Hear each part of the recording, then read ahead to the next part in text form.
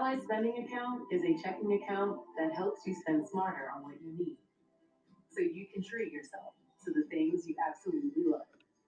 That's why we're the bank that's your ally.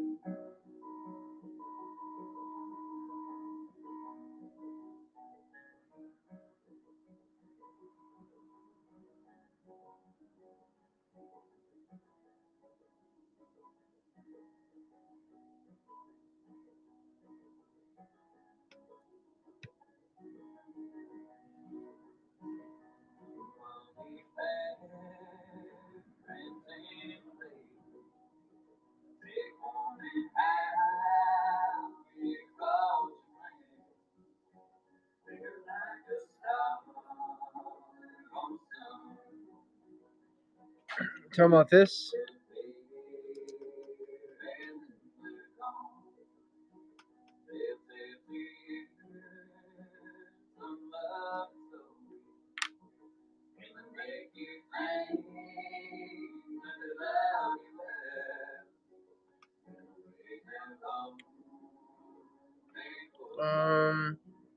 I don't have any silver that looks like that. Are you talking about the tree?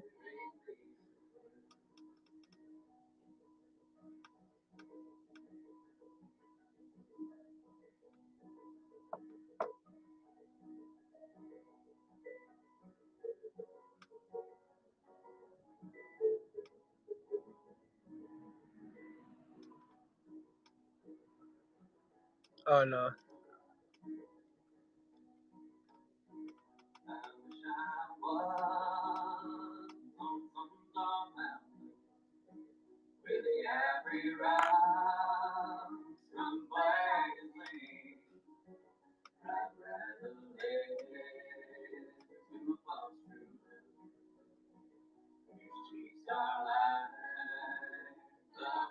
You looking for silver?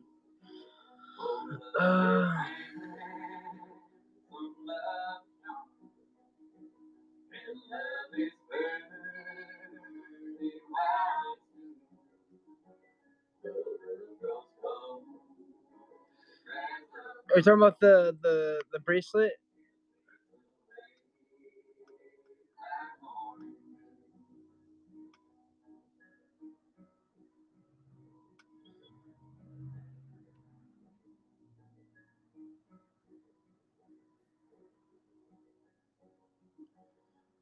No, this is on 2 ounce. This is 100 gram. 100 gram.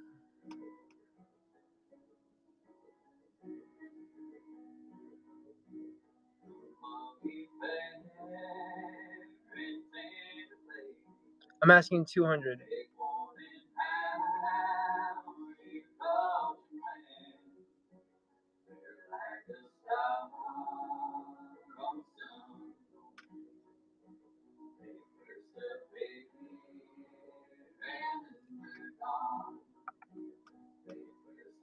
Good price too.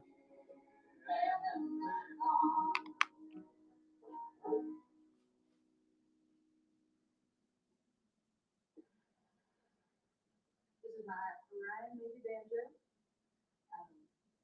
Ryan Navy, the banjo maker, lives in Midland, North Carolina, and I'm very, very lucky that I know him. We get along, we like to play together. He's a great fiddle player, but he makes some of the nicest banjos ever.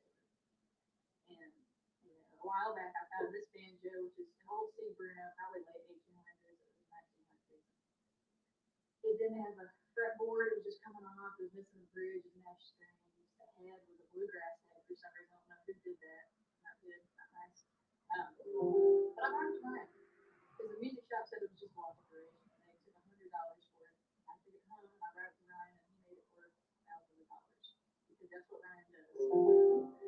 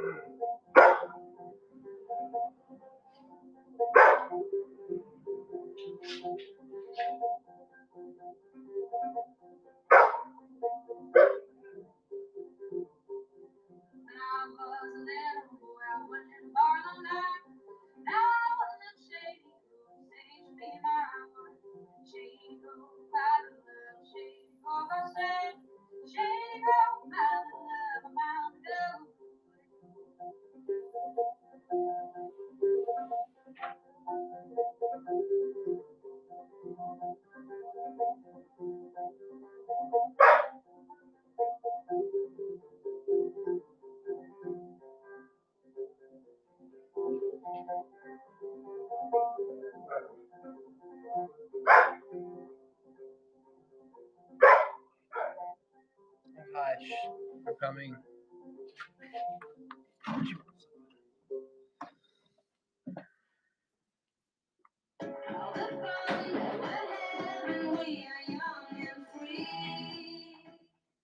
Fair enables me to source everything for my shop in one place.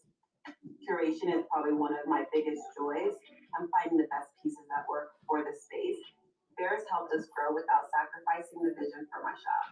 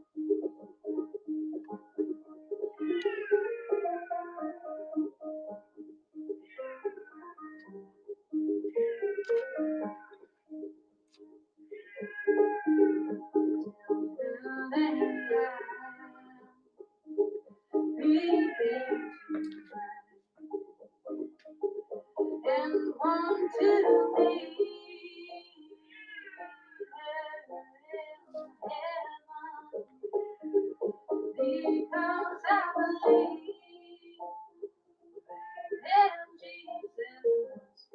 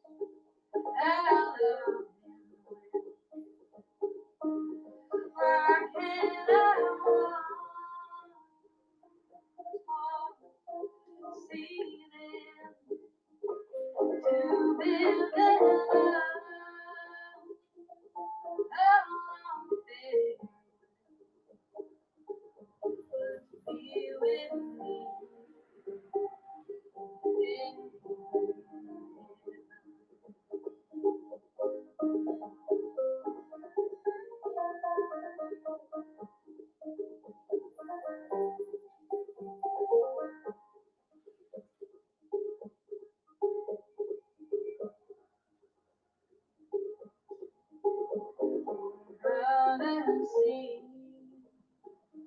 and oh, see and so easy.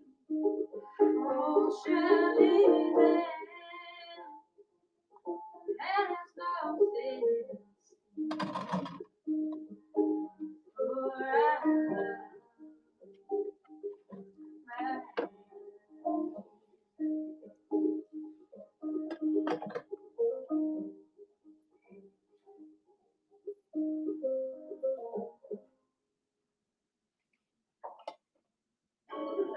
It looks fun.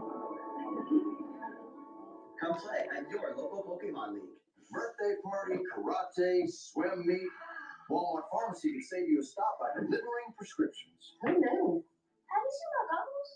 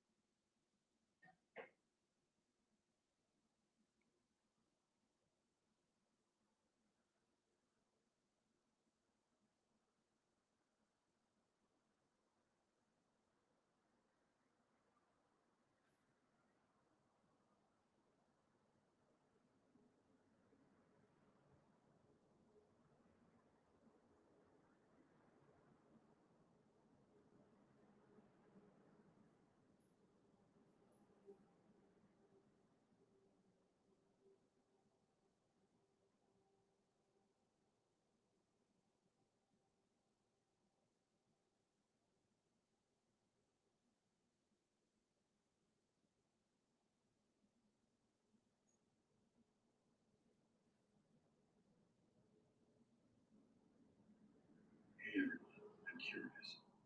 Where are you all tuning in from? It would be great to hear a bit about the different places our community is connecting from around the world. Share where you're watching from and maybe a fun fact about your local area. I'm always excited to learn more about the amazing people who support us. Can't wait to hear your stories. Best regards. My name is James Jones, and I am 68 years old. What I'm about to tell you happened to me on July 14th, 2003, a date that seared into my memory like a brand on cattle. I was a long-haul truck driver back then, rolling through the back roads of Idaho, delivering produce to a small-town grocery store chain. I'd been driving trucks for nearly 20 years, and I'd seen my fair share of weird stuff on the road, but nothing could have prepared me for what happened that night. It started as a routine trip. I'd left Boise early in the morning with a trailer full of apples and potatoes. The sun was just peeking over the horizon, painting the sky in shades of orange and pink as I pulled out of the depot. The air was crisp, carrying the scent of pine and diesel fuel. I remember thinking it was going to be a good day. My destination was Grangeville, a small town tucked away in the mountains. The route was familiar, long stretches of highway with barely any other cars, winding through dense forests and past the occasional abandoned farmhouse. It was just me, the truck, and the open road. I had my thermos of coffee, my playlist of classic rock tunes, and enough beef jerky to last me through the apocalypse. Life was good. As I drove, I thought about my life, as I often did on these long hauls. My wife, Sarah.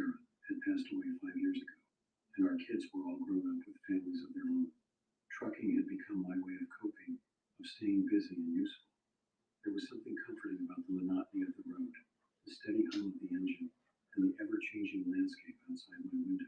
The first few hours of the trip were uneventful. I passed through small towns with names like Horseshoe Bend and New Meadows, watching as the terrain gradually became more rugged and mountainous. The forests grew thicker, the road narrower. It was beautiful country, but isolated, the kind of place where you could drive for hours without seeing another soul. About halfway through my trip, I pulled over at a rest stop near Cottonwood. I needed a break, and the truck needed fuel. The rest stop was deserted, as usual. Just a couple of vending machines and a bathroom that looked like it hadn't been cleaned in a decade. I stretched my legs, grabbed a soda, and leaned against the truck, enjoying the quiet. The silence was almost eerie. No birds singing, no wind rustling through the trees, just the occasional creak of my truck as it cooled down. I found myself thinking about all the stories I'd heard over the years from other truckers. Tales of ghostly hitchhikers, mysterious lights in the sky, and creatures that shouldn't exist. I'd always laughed them off as tall tales, but standing there in that empty rest stop, those stories didn't seem so far-fetched anymore. As I was about to get back in the cab, I noticed a car parked a little way off, an old beat-up Chevy. It hadn't been there when I pulled in. I could see someone sitting inside, but they didn't move or acknowledge me. A chill ran down my spine, though I couldn't explain why.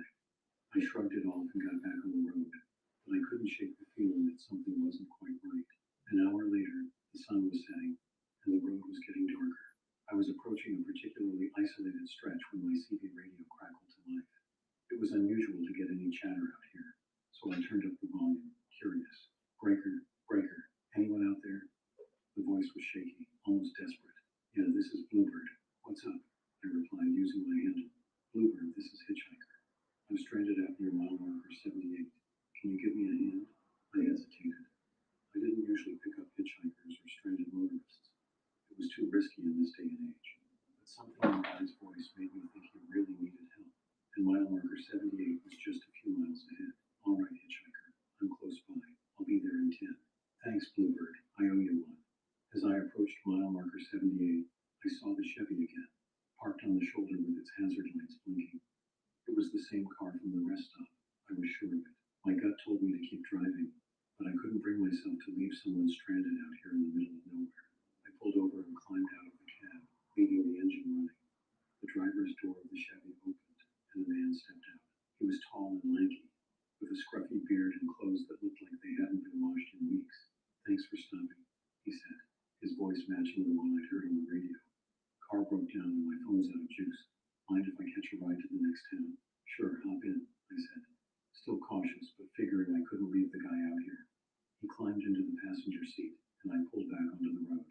We drove in silence for a while, the only sound the hum of the engine and the tires on the asphalt. I could feel the tension in the air, thick as fog. You got a name? I asked, trying to break the ice. Call me Jack, he said, staring straight ahead. All right, Jack, where you headed? Anywhere but here, he muttered. That should have been my first warning, but I ignored it.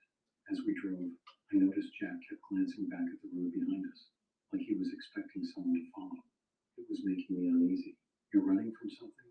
I asked, trying to sound casual. Just trying to get away, that's all, he replied, not offering any more details. The night grew darker, and the road seemed to stretch on forever. I decided to pull over at a truck stop up ahead to grab a coffee and use the restroom. Jack stayed in the truck, saying he'd wait for me. Inside the truck stop, I grabbed my coffee and chatted with the clerk for a bit, trying to shake off the weird vibe from my passenger. The fluorescent lights buzzed overhead, casting harsh shadows across the linoleum floor. A few other truckers were scattered around, hunched over plates of greasy food or staring blankly at the small TV in the corner. I took my time, hoping that when I got back to the truck, Jack would be gone. But as I pushed open the door and stepped back into the night, I saw my rig right where I'd left it, looming in the darkness like a sleeping giant. When I got back to the truck, Jack was indeed gone. The passenger door was wide open, and there was no sign of him.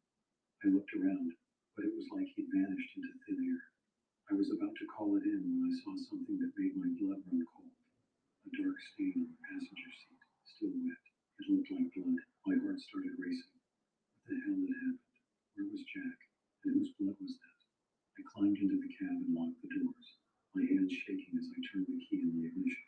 I decided to keep driving, thinking maybe Jack had just freaked out and taken off. But the longer I drove, the more I felt like something was very wrong.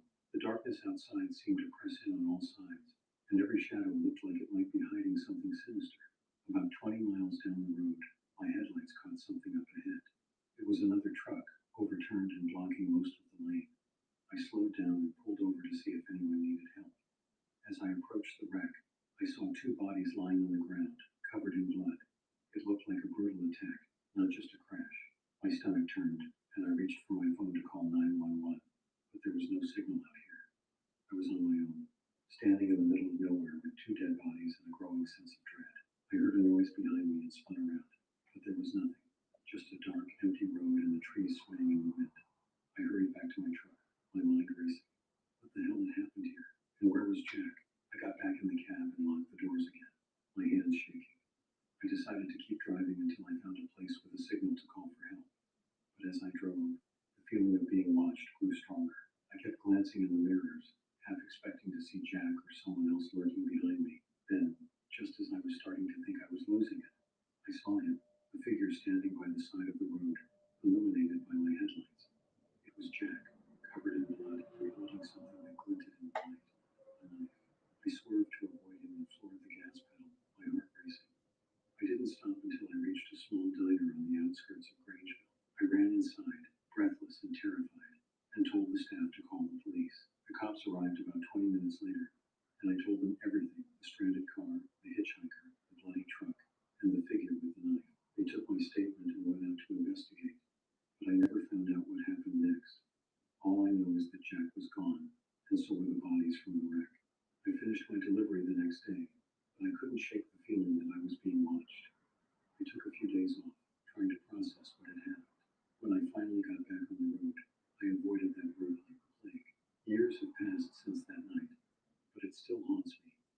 I often wonder who Jack really was and what he was running from. I wonder if he's still out there, somewhere, looking for his next ride, and I wonder if I'll ever truly be able to put that night behind me. Sometimes, late at night when I'm driving through lonely stretches of highway, I think I see him, a tall, lanky figure standing by the side of the road, thumb out, waiting for someone to stop. And in those moments, I grip the steering wheel a little tighter, press down on the gas a little harder, and remind myself that some strangers are best left alone. In the weeks following that nightmarish encounter, I found myself caught up in a whirlwind of police interviews and sleepless nights. The local authorities seemed skeptical of my story at first. I could see it in their eyes. They thought I was just another trucker with an overactive imagination, spinning yarns to break up the monotony of the long hauls. But as they dug deeper, things started to get weird. The abandoned Chevy I had seen at the rest stop, it had been reported stolen 3 states over, 2 days before my encounter with Jack. The owner was found dead in his home, the victim of a brutal stabbing. The overturned truck with the 2 bodies, it matched the description of a rig that had gone missing the previous week, along with its driver and his partner. The families were devastated, looking for answers that no one seemed to have. I spent hours with the police sketch artist, trying to capture every detail of Jack's face. When they finally showed me the finished drawing, I felt a chill run down my spine. It was him, all right, those cold eyes, that unkempt beard. It was like he was staring right at me from the page. The sketch was circulated to law enforcement agencies across the country. Weeks passed, then months. Leads came in, but nothing solid. Jack, if that was even his real name, seemed to have vanished into thin air. I tried to go back to my normal routine, but nothing felt normal anymore. Every time I got behind the wheel, I found myself scanning the roadside, half expecting to see Jack's lanky figure emerging from the shadows. Every hitchhiker, every stranded motorist, became a potential threat in my mind. About 6 months after the incident, I was making a run through Nevada when my truck broke down. It was the middle of the night, in a stretch of desert so empty it made Idaho look like New York City. As I climbed down from the cab to check the engine, I couldn't shake the feeling of deja vu. I popped the hood and was leaning in, trying to figure out what was wrong, when I heard the sound of an approaching vehicle. My heart started racing. I turned slowly, half expecting to see that old beat-up Chevy pulling up behind me. Instead, it was another trucker, an older guy with a white beard and a kind face. He offered to help, and together we managed to get my rig running again. As he was about to leave, he paused and gave me a long look. "You're that guy, aren't you?" he said. "The one who picked up the killer hitchhiker in Idaho?" I nodded, surprised. Word had spread through the trucking community, it seemed. The old trucker shook his head. "You're lucky to be son. There are things out there on these roads, things most people wouldn't believe. You be careful, you hear? As I watched his taillights disappear into the darkness, I couldn't help but wonder what other secrets the long, lonely highways of America might be hiding. A year after my encounter with Jack, I found myself sitting in a church basement in Boise, surrounded by a circle of people who looked as haunted as I felt. It was a support group for people who'd had encounters with the unexplained, the dangerous, the things that lurk in the shadows of our world. There was Mary, a waitress who swore she'd served coffee to a man who vanished into thin air when she turned her back. Tom, a forest ranger who'd seen something in the woods that he couldn't explain, something that walked on two legs but wasn't human. And Sarah, a young mother who'd narrowly escaped an encounter with a serial killer who'd been terrorizing her small town. As I listened to their stories, I felt a weight lifting from my shoulders. For the first time since that night on the highway, I didn't feel alone. These people understood what it was like to have your world turned upside down, to question everything you thought you knew about reality. When it was my turn to speak, the words came pouring out. I told them everything, about Jack, about the blood in my truck, about the bodies on the road. As I spoke, I saw recognition in their eyes. They believed me, without question or hesitation. After the meeting, Sarah approached me. Your story, she said, her voice barely above a whisper. The man you described, I think I've seen him. My blood ran cold. Where? I asked. About a month ago. I was driving home late one night, and I saw a man standing by the side of the road.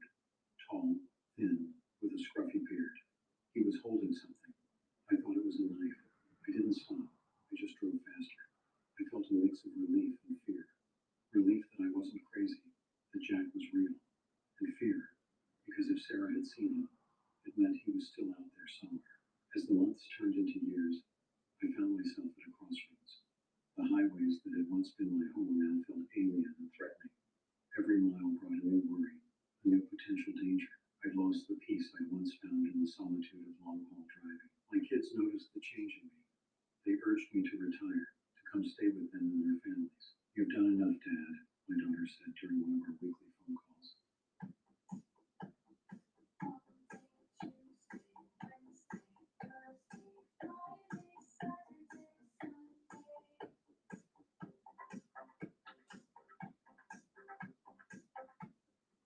Earn up to 10x points on travel, because you never know where life will take you. Oh, no. Is this the episode with the breakup? Reba, we can't agree on the house. Y'all need Realtor.com. With over 500,000 new listings every month, you can find the one today. Yeah, better put a key ring on it. Realtor.com. This is Buick. Now. Buick. Exceptional by design. Get 0.9% APR on these 2025 Buick models. Plus, current eligible non-GM owners get up to $3,000 allowance on Encore GX.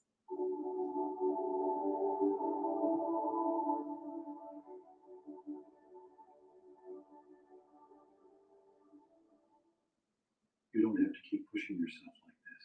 Part of me wanted to take them up on their offer, to settle down in a quiet neighborhood, surrounded by family, far from the dark highways and the memories that haunted them. But another part of me, a part I didn't fully understand, knew I couldn't walk away. Not yet. There was something unfinished about my encounter with Jack, questions that needed answers. And deep down, I knew that as long as he was out there, I couldn't truly rest. So I made a decision. I would keep driving, but with a purpose. I would keep my eyes open, my ears to the ground. I would talk to other truckers, share information, build a network. If Jack was still out there, still haunting the highways, I was going to find him. I didn't know what I'd do if I ever came face to face with him again. But I knew I couldn't spend the rest of my life looking over my shoulder, jumping at shadows. One way or another, I needed closure. Over the next few years, I became something of a legend in the trucking community. The old man who'd survived an encounter with the highway killer, who was still out there searching for answers. Some thought I was crazy, others admired my determination. But most importantly, people started to talk to me. I heard stories from all over the country. A waitress in Texas who'd served a man matching Jack's description, only to find a bloody knife left behind on the table. A gas station attendant in Montana who'd had a strange encounter with a customer who asked oddly specific questions about isolated roads and police patrols. A hitchhiker in New Mexico who'd narrowly escaped being picked up by a man whose cold eyes and cruel smile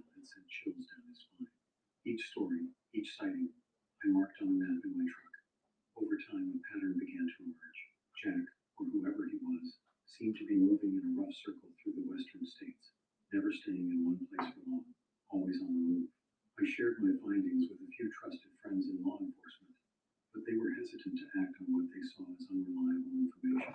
We can't chase ghosts, one detective told me, but to me, Jack was far from a ghost. He was flesh and blood, leaving a trail of fear and violence in his wake. It was a crisp autumn night in 2008 when I had my next close encounter with Jack. I was driving through a remote part of Oregon, the kind of place where the forests crowd right up to the edge of the highway, and the only light comes from your headlights and the stars above.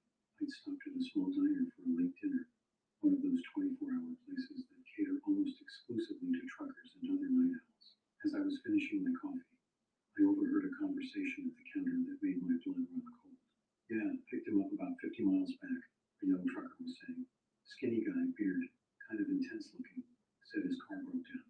I turned slowly, trying not to draw attention to myself. The trucker was talking to the waitress, who was refilling his coffee cup. Where'd you drop him?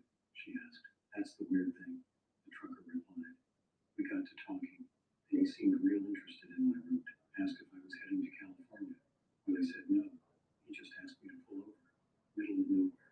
Said he'd wait for another ride. I didn't wait to hear more. I threw some money on the table and hurried out to my truck. My hands were shaking as I started the engine. Jack was here, close by, and he was looking for a ride to California. I spent the next few hours driving up and down that stretch of highway, my eyes scanning the darkness for any sign of him. But there was nothing, just the empty road and the looming trees. As dawn broke, I pulled into a rest stop, exhausted and on edge. That's when I saw it, a message carved into the wall of the bathroom stall. Nice to see you again, Bluebird. Keep on trucking. I stumbled out of the bathroom, my heart pounding. He'd been here. He'd seen me. And worst of all, he knew I was looking for him. For the next few months, I felt like I was losing my mind. Every shadow on the road looked like Jack. Every message on the CB radio sounded like his voice. I couldn't sleep, couldn't eat. My kids were worried sick about me, but I couldn't explain to them what was happening. How could I tell them that I was locked in a cross-country game of cat and mouse with a killer? It all came to a head on a cold night in February 2009. I was making a run through Northern California, up near the Oregon border. The road was winding through mountains, snow piling up on the shoulders. I was tired, thinking about pulling over at the next rest stop, when my CB crackled to life. Breaker, breaker, this is Hitchhiker. Anyone out there? I nearly drove off the road. It was him. It was Jack. With shaking hands, I picked up the mic.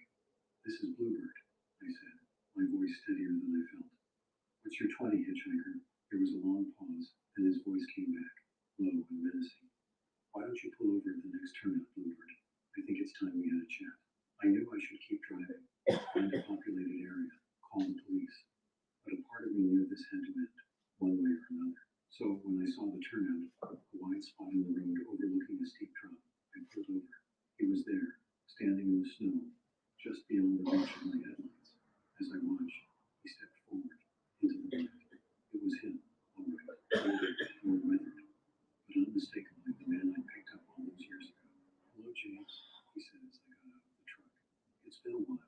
Why? I asked, my voice barely above a whisper. Why are you doing this? He smiled, a cold, empty expression that never reached his eyes. Why does anyone do anything? Because I can. Because it's fun. Because this whole world is just one big, empty road, and we're all just passing through. I saw the knife then, glinting in his hand. I knew I should be scared, but all I felt was a deep, overwhelming sadness. You're wrong, I said. The world's not empty. It's full of good people. People who help each other. People who stop for strangers on the side of the road. Something flickered in his eyes then. Doubt, regret. I'll never know for sure. Because at that moment, we heard the sound of sirens in the distance, growing closer. Jack's head snapped around, looking back down the road. When he turned back to me, his face was a mask of fury. You set me up, he snarled. I hadn't, of course. I hadn't told anyone where I was going. But in that moment, I saw my chance. I lunged forward, catching him off guard. We grappled in the snow, the knife between us. I felt a sharp pain in my side, but I didn't let go. And then, suddenly, we were falling. We'd gotten too close to the edge of the turnout, and the snow gave way beneath us. We tumbled down the steep slope, over rocks and through trees, still locked together. When we finally came to a stop, I was lying on my back, looking up at the stars. Jack was a few feet away, not moving. The knife was buried in the snow between us. I don't know how long I lay there, bleeding into the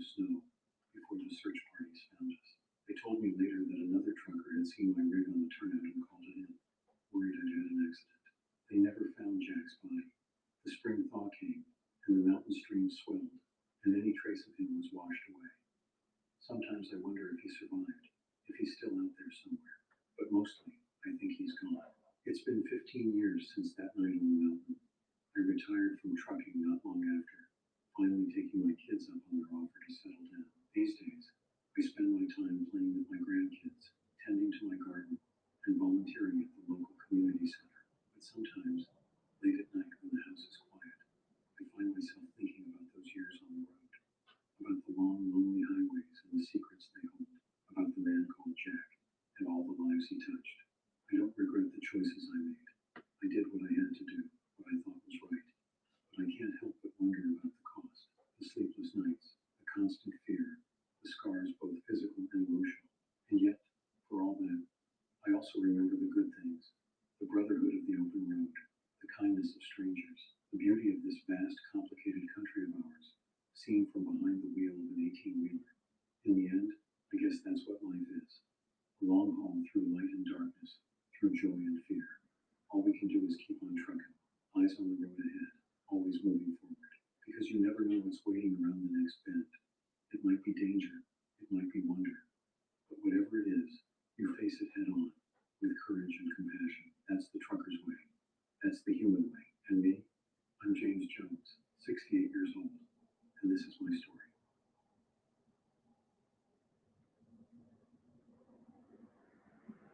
My name is Thomas Garcia, and I am 74 years old now. The events I'm about to recount happened to me in September 1992, when I was a sprightly 42. I've never been much of a camper, always preferring the comforts of home to the unpredictability of the great outdoors. But life has a funny way of pushing you out of your comfort zone, doesn't it? It all started when my cousin Mike decided to upgrade his RV. He'd been using this old Winnebago for years, a 1,985 model that had seen better days but still had plenty of life left in it. Mike, being the impulsive sort, had already put a down payment on a newer, shinier model before he'd even sold the old one. That's where I came in. "Come on, Tommy," he said to me one lazy Sunday afternoon as we sat on his porch, sipping beers and watching the neighborhood kids play street hockey. "It's a steal at this price. You've always talked about wanting to see more of the country. Here's your chance." I laughed it off at first. Me, in an RV? The idea seemed preposterous. But as the afternoon wore on and the beers kept flowing, the idea started to take root. Maybe it was time for a change. Maybe I did need to get out more, see the world beyond the confines of my comfortable routine. By the time the streetlights flickered on and the kids reluctantly headed home for dinner, I'd made up my mind. "All right, Mike," I said, surprising even myself. "You've got yourself a deal." The next week was a whirlwind of paperwork and preparation. I took the RV to a mechanic for a once-over, stocked up on supplies, and even bought myself a few outdoorsy outfits that felt foreign on my body. But one crucial element was missing, a travel companion. That's when I thought of Reed Mayfield. Reed and I had been friends since high school, an unlikely pair brought together by a shared love of classic rock and a mutual disdain for our gym teacher. Where I was cautious and methodical, Reed was spontaneous and adventurous. He backpacked across Europe in his 20s, spent a summer working on a fishing boat in Alaska, and even tried his hand at professional poker for a while. If anyone would be up for an impromptu camping trip, it would be Reed. I called him up on a Wednesday evening, catching him just as he was settling in to watch a baseball game. "Reed, my old friend," I said, trying to inject some enthusiasm into my voice, "how'd you like to go on an adventure?" There was a pause on the other end of the line, then a chuckle. "Tommy Garcia, asking me about an adventure. Did I fall into some parallel universe?" I explained about the RV and my sudden urge to break out of my routine. To my relief, Reed didn't need much convincing. "Hell, why not?" he said, and I could practically hear the grin in his voice. "Life's too short to say no to adventures. When do we leave?" We settled on that Friday. I'd pick Reed up after work, and we'd head out to a spot I'd found in my hasty research, a remote campsite near the Ouachita National Forest in Arkansas. It was about a 4-hour drive from our hometown in Missouri, far enough to feel like a real getaway, but not so far that we couldn't make it back quickly if needed. As I hung up the phone, a mixture of excitement and apprehension swirled in my stomach.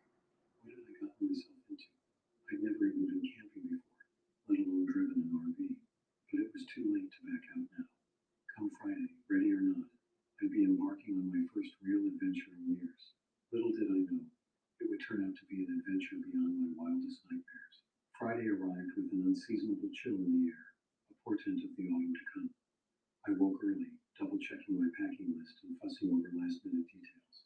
By the time I climbed into the driver's seat of the RV, My palms were sweaty with nervousness. The old Winnebago grumbled to life, the engine's rough idle matching the butterflies in my stomach. I took a deep breath, gripped the steering wheel tightly, and slowly pulled out of my driveway. The vehicle felt enormous and unwieldy, nothing like my trusty sedan. But as I navigated the quiet morning streets of our suburb, I began to relax. Maybe this wouldn't be so bad after all. I pulled up in front of Reed's house right on schedule. He was waiting on the porch, a duffel bag at his feet and a wide grin on his face.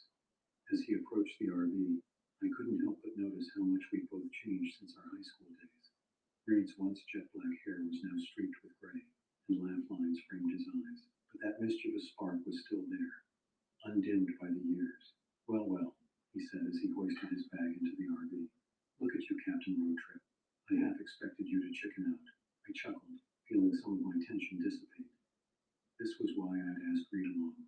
His easygoing nature had always been the perfect counterbalance to my tendency to overthink things. Not a chance, I replied, trying to sound more confident than I felt. You ready for this? Reed settled into the passenger seat, propping his feet up on the dash. Born ready, my friend. Let's hit the road. And just like that, we were off. As we merged onto the highway, leaving the familiar sights of our hometown behind, I felt a surge of excitement. This was it. We were really doing this. The first hour of the drive passed quickly, filled with catching up and reminiscing. Reed regaled me with stories of his latest adventures, a disastrous attempt at salsa dancing, a weekend spent learning to make artisanal cheese, while I filled him in on the more mundane details of my life. Work at the accounting firm, my daughter's college search, the leak in my roof I'd finally gotten around to fixing. As we crossed the state line into Arkansas, the landscape began to change. The flat farmland gave way to gently rolling hills, then to the more rugged terrain of the Ozarks. We stopped for a late lunch at a small diner just off the highway, its parking lot filled with dusty pickup trucks and weather-beaten signs advertising the best pie in Arkansas. Inside, the air was thick with the smell of fried food and coffee. We slid into a warm vinyl booth, ordering burgers and fries from a waitress whose world-weary expression suggested she'd seen it all. So, Reed said around a mouthful of burger, "You really never been camping before? Not even as a kid?" I shook my head. Never saw the appeal, to be honest. Why sleep on the ground when you've got a perfectly good bed at home? Reed laughed. Oh, you're in for a treat then. There's nothing like falling asleep under the stars, waking up to the sound of birds instead of an alarm clock. It's good for the soul, Tommy. I wasn't entirely convinced, but Reed's enthusiasm was infectious. As we got back on the road, I found myself looking forward to the weekend ahead with genuine excitement. The last leg of the journey took us off the main highway and onto increasingly narrow and winding roads. The RV groaned as we climbed steep hills, the engine straining against the incline. The forest pressed in close on either side, the trees forming a dense canopy overhead that filtered the late afternoon sunlight into dappled patterns on the road. Just as I was beginning to wonder if we'd taken a wrong turn, a small sign appeared. Ouachita National Forest, Cedar Creek Campground. We'd made it. The campground was little more than a clearing in the woods, with a few designated spots for RVs and tents. To my relief, it was nearly empty.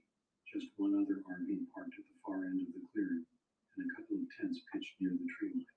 I maneuvered our Winnebago into a spot near a small creek, the burbling water a soothing counterpoint to the RV's rumbling engine. As I turned off the ignition, a profound silence settled over us. Today we feast al fresco. Butterball. Today we turkey. I'm stuck on Betty Grant, 'cause Betty stuck on me. Mega millionaire Charles Munger Jr. is spending millions to defeat Prop 50 and help Trump's agenda. But Prop 50 will put our elections back on a level playing field and give power to the people of California. Stop Munger's game. Beat Trump. Yes on 50. What's different about you? It's Chevron with Techron. I'm feeling so good. I'm getting feelable mileage and working on keeping those engine parts clean. Come on, what is it? I'm telling you, Chevron with Techron. Awesome decision on our part. I will always 100% recommend the Disney College Program. As a participant, we are some of the biggest magic makers here at the company. It's definitely helped me be able to grow. I've had so many opportunities that I never thought were possible. Broken only by the creek and the rustle of leaves in the breeze, Reed stretched as he stepped out of the RV, inhaling deeply. Smell that air, Tommy? That's what freedom smells like. I had to admit, the air did smell good. crisp and clean, with a hint of pine. As I joined Reed outside, taking in our surroundings, I felt the last of my reservations melt away. Maybe this camping thing wasn't so bad after all. We set about making camp, Reed taking charge with the confidence of experience. He showed me how to level the RV using wooden blocks under the wheels, how to hook up to the campground's water and electricity supply. By the time we'd finished, the sun was hanging low in the sky, painting the clearing in warm, golden light. What do you say we get a fire going? Reed suggested. It's not really camping without a campfire. I agreed, and we set off to gather firewood. As we worked, I couldn't shake the feeling that we were being watched. Every so often, I'd pause, peering into the deepening shadows between the trees. But there was never anything there, just the wind in the leaves and the occasional scurry of a small animal. You okay there, Tommy? Reed asked, noticing the distraction. I shook my head, trying to laugh it off. Yeah, just not used to all this nature, I guess. It's so quiet out here. Reed nodded understandingly. It can take some getting used to, but trust me, by the end of the weekend, you won't want to leave. As the fire crackled to life, casting flickering shadows across the clearing, I wanted to believe him. But somewhere in the back of my mind, a small voice whispered a warning. I pushed it aside, focusing instead on the warmth of the fire and the company of my old friend. Little did I know, that nagging feeling of unease was more than just unfamiliarity with the woods. It was my subconscious, desperately trying to warn me of the terror that awaited us in the darkness of the Ouachita Forest. As night fell in earnest, Reed and I settled into our camp chairs, beers in hand, watching the flames dance in our newly built fire pit. The crackling of the fire mingled with the gentle babble of the nearby creek, creating a soothing symphony of nature sounds. Despite my earlier unease, I found myself relaxing, the tension of the long drive and unfamiliar surroundings slowly ebbing away.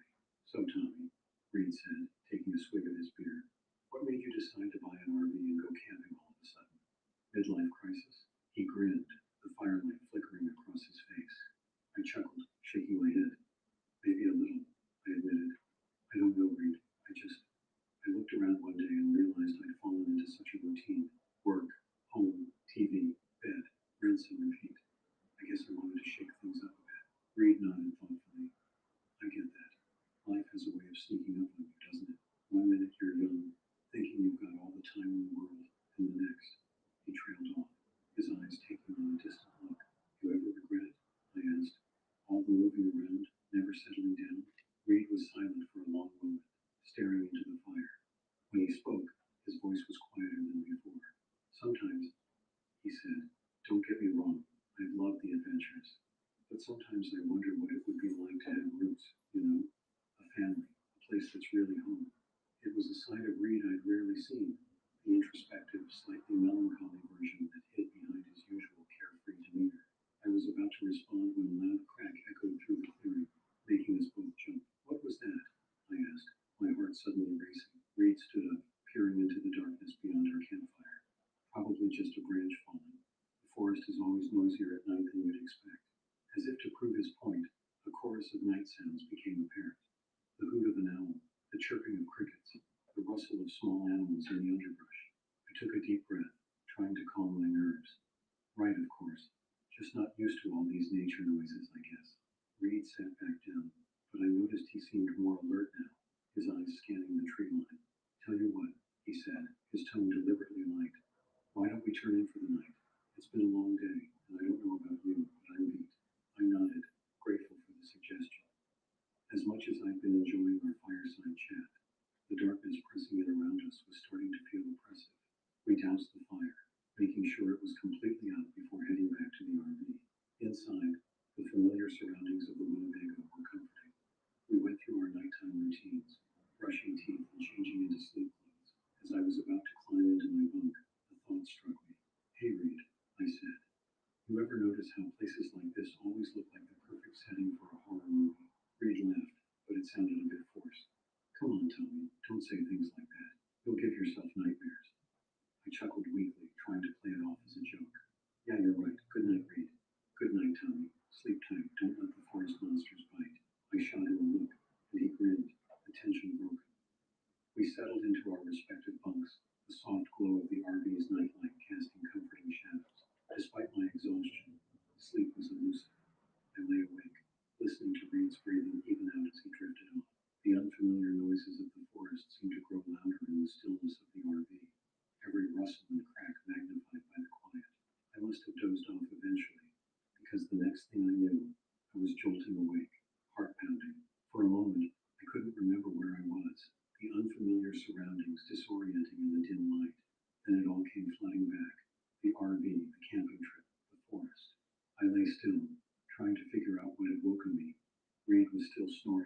in the bunk above me.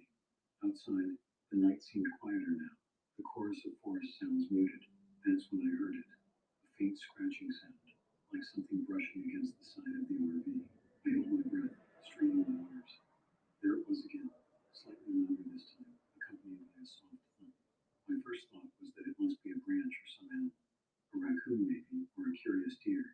But as the scratching continued, becoming more insistent, a chill ran down my spine. This didn't sound like an animal. It sounded deliberate. I sat up slowly, my heart hammering in my chest. "Reed," I whispered, my voice sounding unnaturally loud in the quiet RV. "Reed, wake up." Reed mumbled something incoherent, rolling over in his bunk. The scratching outside grew louder, now accompanied by a rhythmic thumping that seemed to vibrate through the RV's thin walls. "Reed!" I hissed, louder this time. "There's something outside." Reed finally stirred, sitting up groggily. "What? Tommy? What's going on?" "Listen," I said, my voice trembling slightly. We both fell silent, and in that moment, the scratching stopped. The sudden silence was almost worse than the noise had been, filled with a palpable tension.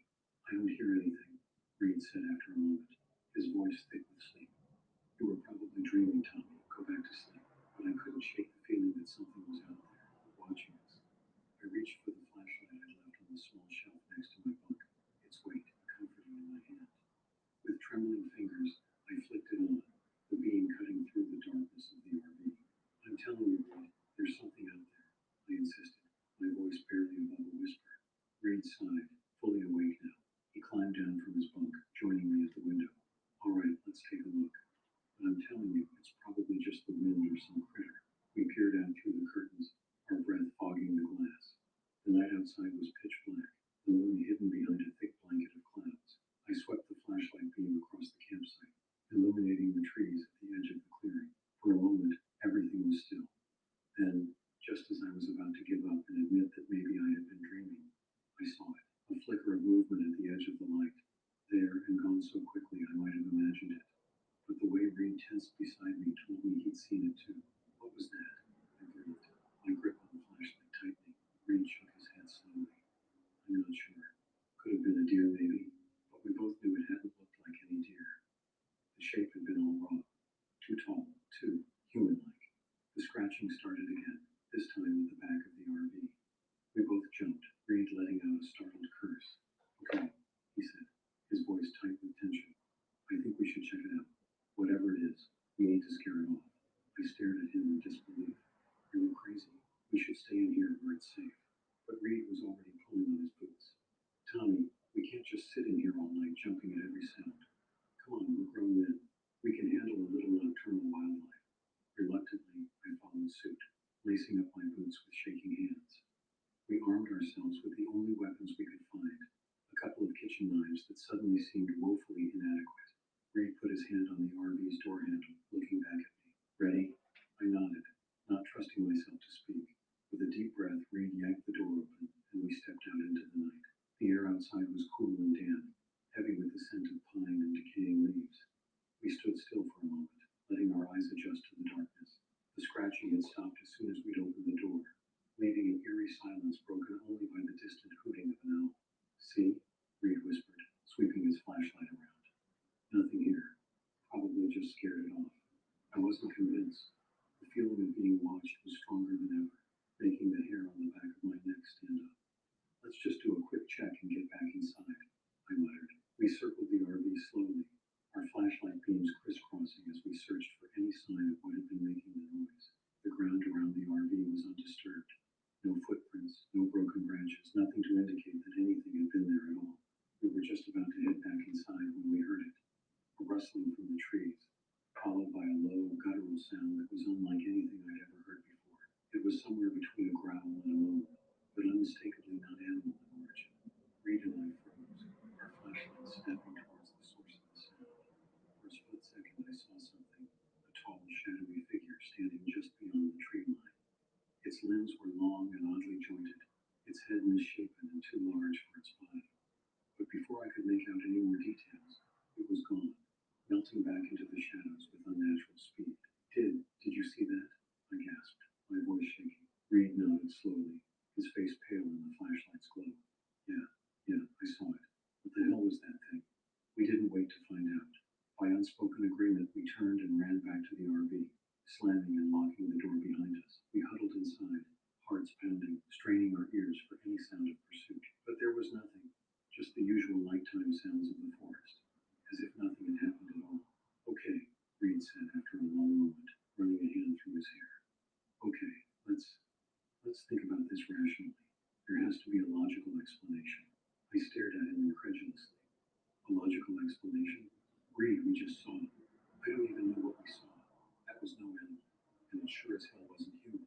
Reed paced the small confines of the RV, his earlier bravado replaced by nervous energy.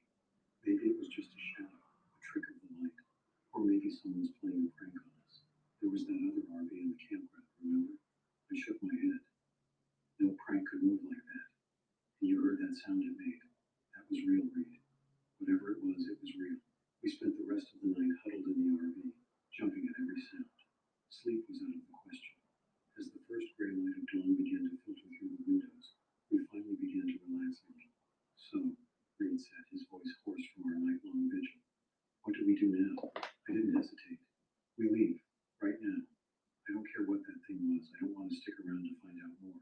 Reed nodded, looking relieved. Yeah, you're right. Let's get out of here. We packed up in record time, not bothering with breakfast or even coffee. As I started the RV's engine, I glanced out at the campsite. In the early morning light, it looked peaceful, even beautiful. It was hard to believe that just a few hours ago, we'd encountered whatever that thing was. As we pulled out of the campground, I caught sight of movement in my rearview mirror. There, at the edge of the trees, stood a figure, tall and misshapen. It raised one long, twisted arm in what almost seemed like a wave. I gunned the engine, and we roared out of the campground, leaving the horror of the night behind us. But as the miles rolled by and the sun climbed higher in the sky, I couldn't shake the feeling that our encounter in the Ouachita National Forest was far from over. Little did I know how right I was, and how that one night would change the course of our lives forever. The drive home was tense and mostly silent. Reed and I were both lost in our own thoughts, trying to make sense of what we'd experienced. Every so often, one of us would start to say something, only to trail off, unable to find the right words. It wasn't until we were about halfway home, stopped at a small diner for a much-needed coffee break, that we really talked about it. Tell me, Reed said, staring into his mug of black coffee. What do you think that thing was? I shook my head, feeling a chill despite the warm diner and the hot coffee in my hands. I don't know, Reed. I've been racking my brain, trying to come up with some explanation that makes sense, but I keep coming up empty. Reed nodded slowly. Yeah, me too. I mean, I've seen some strange things in my travels, but nothing like this. It was just so wrong, you know? I knew exactly what he meant. The figure we'd seen had been more than just scary or unexpected. There had been something fundamentally unnatural about it, as if its very existence was an affront to the normal order of things. So what do we do now? I asked. Do we tell someone? The police, maybe? Reed snorted. And tell them what? That we saw some kind of monster in the woods? They'd think we were crazy, or drunk, or both. He had a point. Even now, in the bright light of day, our experience seemed almost unbelievable. Jet peanut butter. It's that jipping good. You dress up like a squirrel for it. Whenever heartburn strikes, get fast relief with Tums. So you can enjoy the food you love. What is it that makes an SUV extraordinary? Is it the capability to throw a little mud around? That's a classic. Does it need to be roomy enough for the family? I have no idea who these people are. Just pretend. Anything else, partner? Is it the hybrid engine that goes for miles and miles? What if it's all of that and more? What is it then? Well, it's got to be the all-new Hyundai Palisade Hybrid. I'm sorry, that was really wet. I know it was skateboard.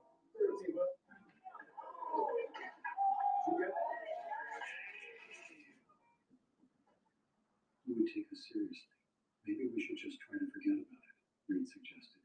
But his tone made it clear he didn't really believe that was possible. I shook my head. I don't think I can, Reed. Every time I close my eyes, I see that thing. And I can't shake the feeling that it's not over. Reed looked at me sharply. What do you mean? I struggled.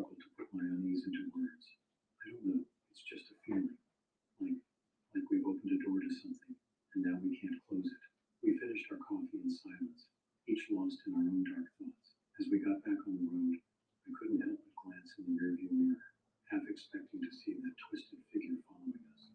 The rest of the drive passed without incident, and by late afternoon, we were back in our hometown. As I pulled up in front of Reed's house, we sat for a moment. Neither of us quite ready to say goodbye.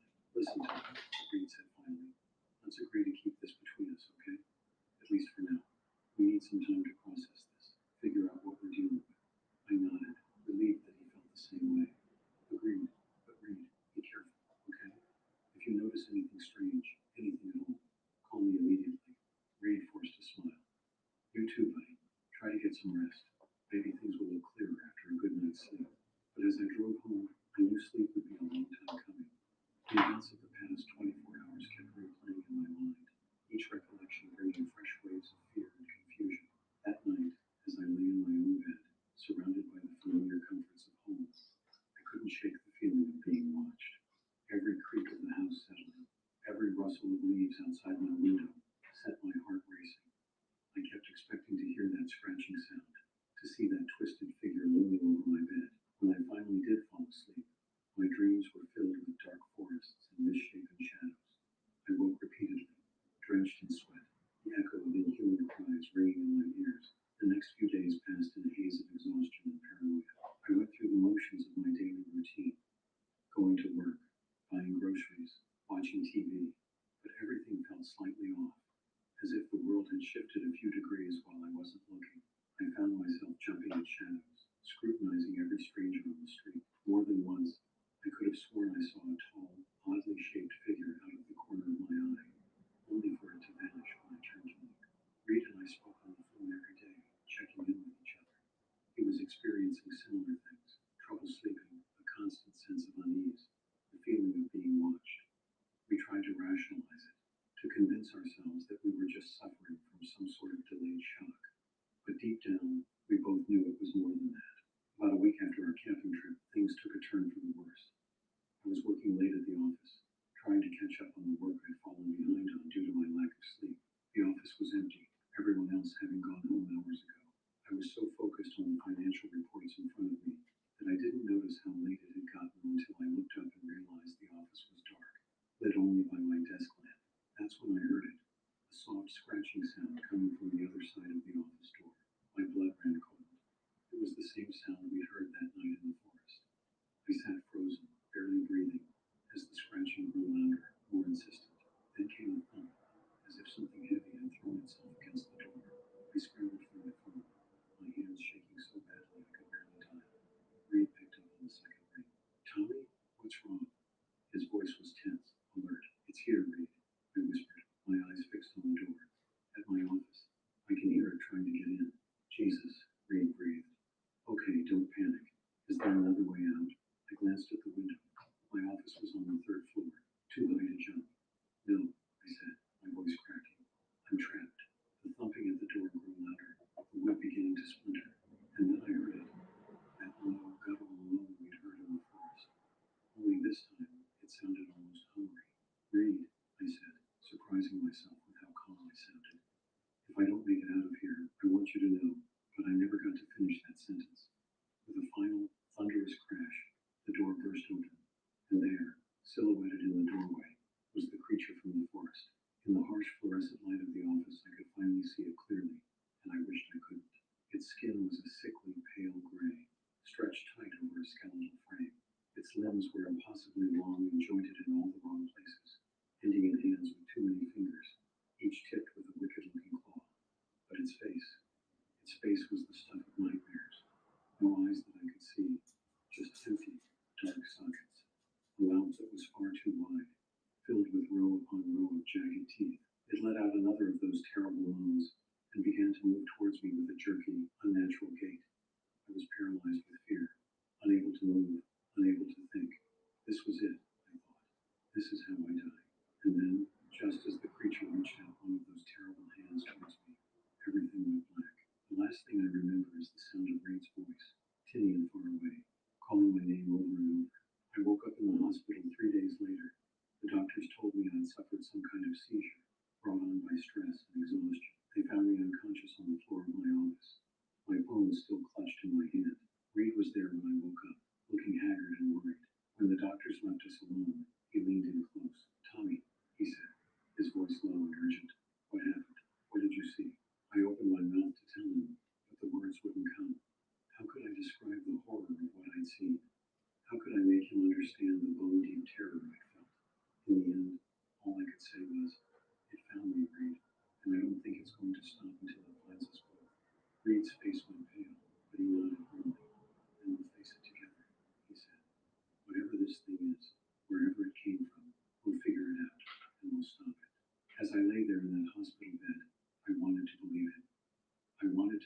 that we could overcome this, that we could return to our normal lives. But deep down, I knew the truth. Our lives would never be normal again. We had seen something that we were never meant to see, and now we were paying the price. The creature from the Ouachita forest had followed us home, and I had a feeling that our nightmare was only just beginning. After I was released from the hospital, Reed and I knew we couldn't ignore what was happening anymore. Whatever we had encountered in the forest, it was clear now that it hadn't stayed there. It was hunting us, and we needed to find out what we were dealing with if we had any hope of surviving. We turned Reed's apartment into a makeshift research center. The walls were soon covered with printouts, newspaper clippings, and hastily scrawled notes. We spent every free moment poring over books on folklore and cryptozoology, searching the internet for any account similar to our experience. At first, our search yielded little. There were plenty of stories about strange creatures in the woods, but nothing that quite matched what we had seen. But then, about 2 weeks into our research, we stumbled upon something promising. It was an old forum post, dating back to 1998. The user, calling themselves Forest Watcher, described an encounter in the Ouachita National Forest that chilled me to the bone. They wrote of a tall, misshapen creature with gray skin and too many teeth, of scratching sounds in the night and the feeling of being hunted. The details were eerily similar to our own experience. This has to be it, Reed said, his eyes feverishly bright as he read the post for the third time. This person saw the same thing we did tonight. We're not crazy. I nodded, feeling a mix of relief and dread. But look at the date, Reed. This was over 20 years ago. What if this thing has been out there all this time, hunting people? How many others have encountered it and never lived to tell the tale? Reed's expression darkened. I don't know, Tommy, but this is the first real lead we've had. We need to find this Forest Watcher. Finding Forest Watcher proved to be a challenge. The forum where we found the post had long since shut down, and the trails seemed to go cold. But Reed and I were desperate for answers, and desperation can be a powerful motivator. We spent weeks tracking down former members of the forum, following digital breadcrumbs across the internet. Most of our leads went nowhere, but finally, we got lucky. A former moderator of the forum remembered Forest Watcher and was able to provide us with an email address. With shaking hands, I composed an email, explaining our situation and pleading for any information Forest Watcher could provide. We sent it off, and then came the agonizing wait for a response. Days passed with no word. Reed and I tried to go about our daily lives, but the constant fear of the creature's return made it nearly impossible to focus on anything else. I found myself jumping at every unexpected sound, my heart racing every time I caught a glimpse of something tall and thin out of the corner of my eye. It was nearly a week later when the response came. I was at work when my phone buzzed with a notification. I nearly dropped the device in my haste to open the email. The message was brief. I never thought I'd hear from someone else who'd seen it. Meet me at the Pinewood Diner just outside of Hot Springs, Arkansas. Tomorrow, 7 p.m. Come along. FW. I called Reed immediately, and we agreed to make the trip. It was risky, potentially walking into a trap set by someone we didn't know, but we were out of options, and the promise of answers was too tempting to resist. The next day found us on the road to Hot Springs. We decided that I would go into the diner alone, as requested, while Reed waited nearby in the car, ready to intervene if anything went wrong. The Pinewood Diner was a small, nondescript building just off the highway. As I pushed open the door, a bell jingled overhead, and the smell of coffee and fried food washed over me. The place was nearly empty, save for a waitress behind the counter and a solitary figure in a booth at the far end. As I approached, I saw it was an elderly woman, her white hair pulled back in a tight bun. She looked up as I neared, her eyes sharp and alert despite her age. Forest Watcher? I asked hesitantly. She nodded, gesturing for me to sit. You must be Thomas. Please call me Margaret. I slid into the booth across from her, my heart pounding. Thank you for meeting me, Margaret. I can't tell you how much it means to us to finally talk to someone who understands. She held up a hand, cutting me off. Before we begin, I need to know exactly what you saw, every detail, no matter how small or strange it might seem. So I told her everything. The camping trip, the noises in the night, the terrifying encounter in the forest. As I spoke, Margaret's face grew increasingly gray. When I finished with the incident in my office, she let out a long, shaky breath. It's back, she murmured, almost to herself. After all these years, it's active again. What is it? I asked, leaning forward. What do you know about this thing? Margaret was quiet for a long moment, her eyes distant. When she spoke, her voice was low and intense. What I'm about to tell you will sound crazy, but given what you've experienced, I think you'll believe me. She took a deep breath. The creature you encountered, it's not from our world. It's something ancient, something that was here long before us and will likely be here long after we're gone. The native people of this area had legends about it. They called it the Wendigo, a spirit of hunger and winter that could possess humans and turn them into monsters. I felt a chill run down my spine, but what we saw, it wasn't human. It couldn't have been. Margaret nodded. The legends varied. Some spoke of the Wendigo as a spirit that possessed humans, others as a physical creature. What I believe, based on my research and my own encounter, is that it's something in between, a being that can shift between our reality and somewhere else. It comes here to hunt, to feed. Feed on what? I asked, though I feared I already knew the answer. On fear, Margaret said grimly. On pain, on human suffering. It doesn't just kill its victims, it terrorizes them first. The fear and pain it causes are like a drug to it. I sat back, my mind reeling. It was insane, and yet, it fit. It explained the feeling of being watched, the way the creature seemed to appear and disappear at will. How do we stop it? I asked. Margaret's face fell. I've been trying to figure that out for decades. Traditional methods, silver, holy water, that sort of thing. They don't work. I found some rituals that seem to repel it temporarily, but nothing that can destroy it for good. She reached into her bag and pulled out a small leather-bound book. This contains everything I've learned about the creature over the years. Rituals, protective symbols, its habits and weaknesses. It's not much, but it might help keep you alive. As she handed me the book, her fingers brushed mine, and I was struck by how cold they were. Be careful, Thomas, she said, her voice urgent. Now that it's fixated on you, it won't stop. It will keep coming, keep terrorizing you, feeding on your fear until... She didn't need to finish the sentence. I understood all too well. As I left the diner, book clutched tightly to my chest. I felt a mix of emotions. Fear, certainly, but also a grim determination. We had answers now, or at least the beginnings of answers. We knew what we were up against, even if we didn't yet know how to defeat it. I climbed into the car where Reed was waiting, his face anxious. Well, he asked as I settled into the seat. What did you find out? I took a deep breath, then began to recount everything Margaret had told me.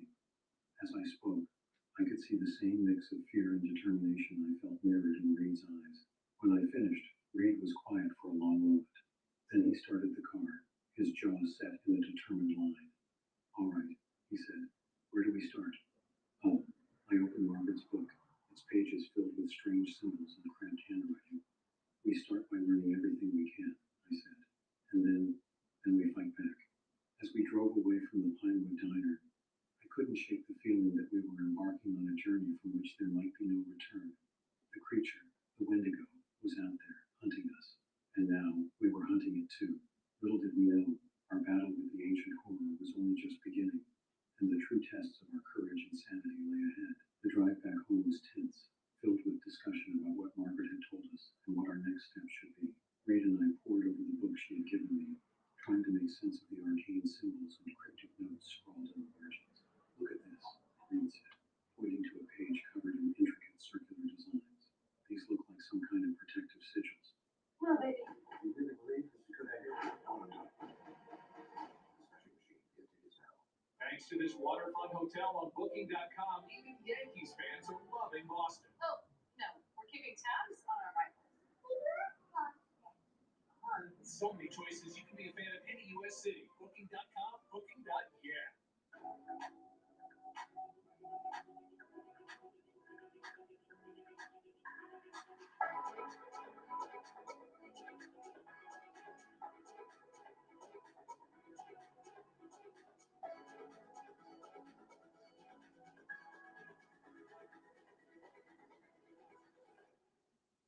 We all have that friend with amazing skin. Don't just envy her. Get glowing skin of your own with a professional facial, customized just for you. Massage Envy, where better skin begins. Maybe we can use these to keep that thing at bay. I nodded, studying the symbols. They were complex, with overlapping lines and strange, angular shapes. We should start by putting these up in our homes, I suggested. Maybe it'll give us some peace of mind at least. Over the next few weeks, Reed and I threw ourselves into preparing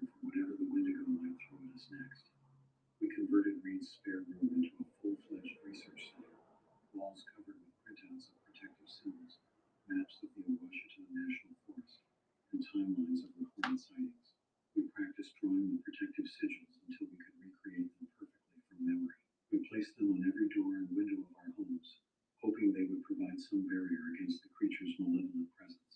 But even as we worked, the feeling of being watched never fully went away.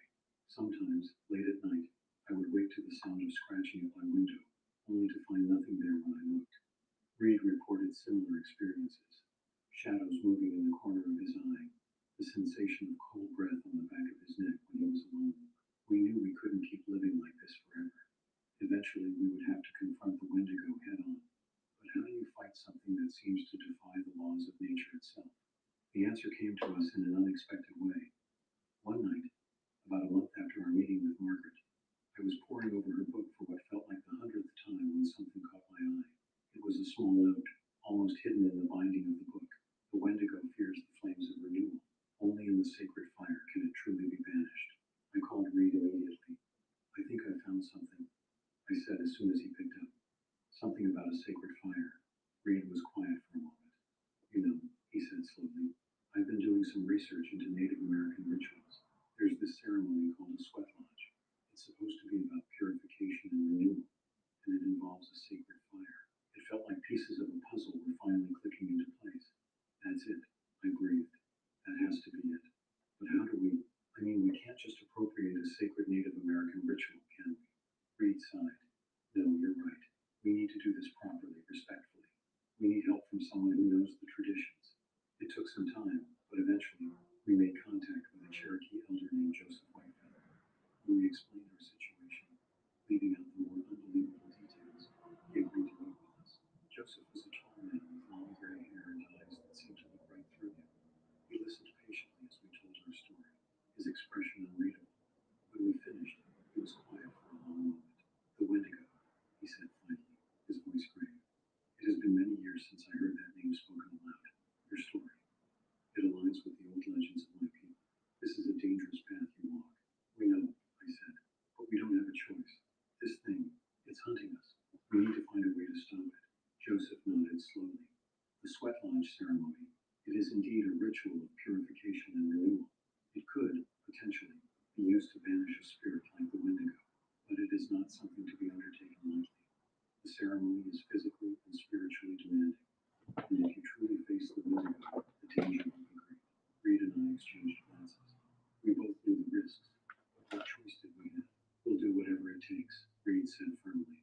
Joseph studied us for a long moment and nodded. Very well. I will guide you through the ceremony. But remember, the power of the ritual comes from within you. Your strength, your will, your connection to the spirits. I can show you the way, but you must walk the path yourselves. Over the next few weeks, Joseph taught us the intricacies of the sweat lodge ceremony. We learned how to construct the lodge itself, how to heat the stones, how to offer prayers to the four directions. We practiced the songs and the prayers, stumbling over the unfamiliar words until they began to feel natural on our tongues. All the while, the presence of the Wendigo grew stronger.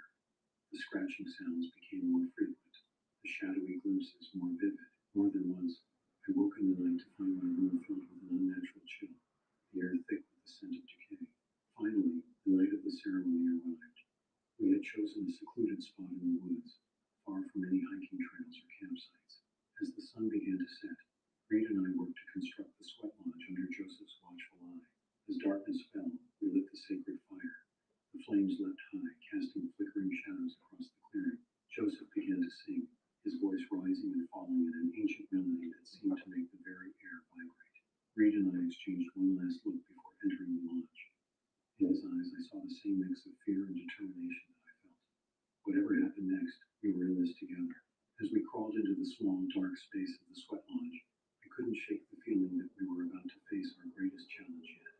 The Wendigo was out there, watching, waiting, and soon, very soon, we would confront it. Little did we know, the true horror of our ordeal was only just beginning. The interior of the sweat lodge was pitch black and oppressively hot. Reed and I sat side by side, our bodies slit with sweat, as Joseph began the ceremony. The air was thick with the scent of sage and sweetgrass, and the sound of Joseph's steady drumbeat filled the small space.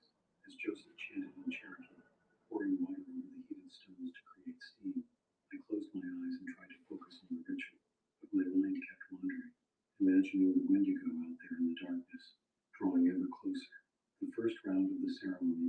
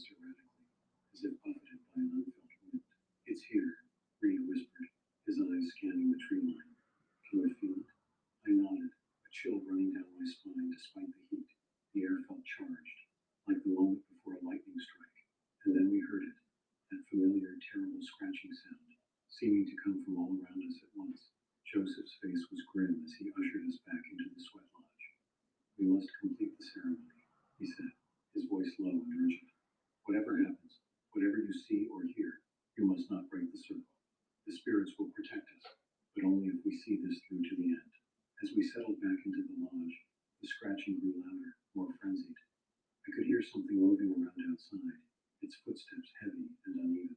The walls of the lodge seemed to pulse with each step, as if the very fabric of reality was being warped by the creature's presence. Joseph's chanting grew more intense, his drumbeat faster. The lodge filled with steam once more, but this time it felt different. The heat was almost unbearable, and strange shapes seemed to dance in the vapor. And then I saw it. At first, I thought it was just another trick of the steam, but as I blinked and refocused, I realized with horror that the Wendigo was somehow inside the lodge with us. It crouched in the corner, its two long limbs folded impossibly to fit in the small space. Its skin seemed to writhe and shift in the flickering light, and its eyeless face was turned towards us, mouth gaping in a silent scream. I heard Reed's sharp intake of breath beside me, and I knew he could see it too. Joseph's chanting never faltered, but I could hear the strain in his voice. The Wendigo began to move towards us, its movements jerky and unnatural. I wanted to run, to scream, to do anything but sit there as this nightmare creature approached. But Joseph's words echoed in my mind. Whatever happens, you must not break the circle. So I sat, frozen in terror, as the Wendigo reached out one long, clawed hand towards me. I could feel its cold, fetid breath on my face, could smell the stench of decay that clung to it. Its mouth opened wider, impossibly wide, and I knew with certainty that it was about to devour me whole. But then something changed.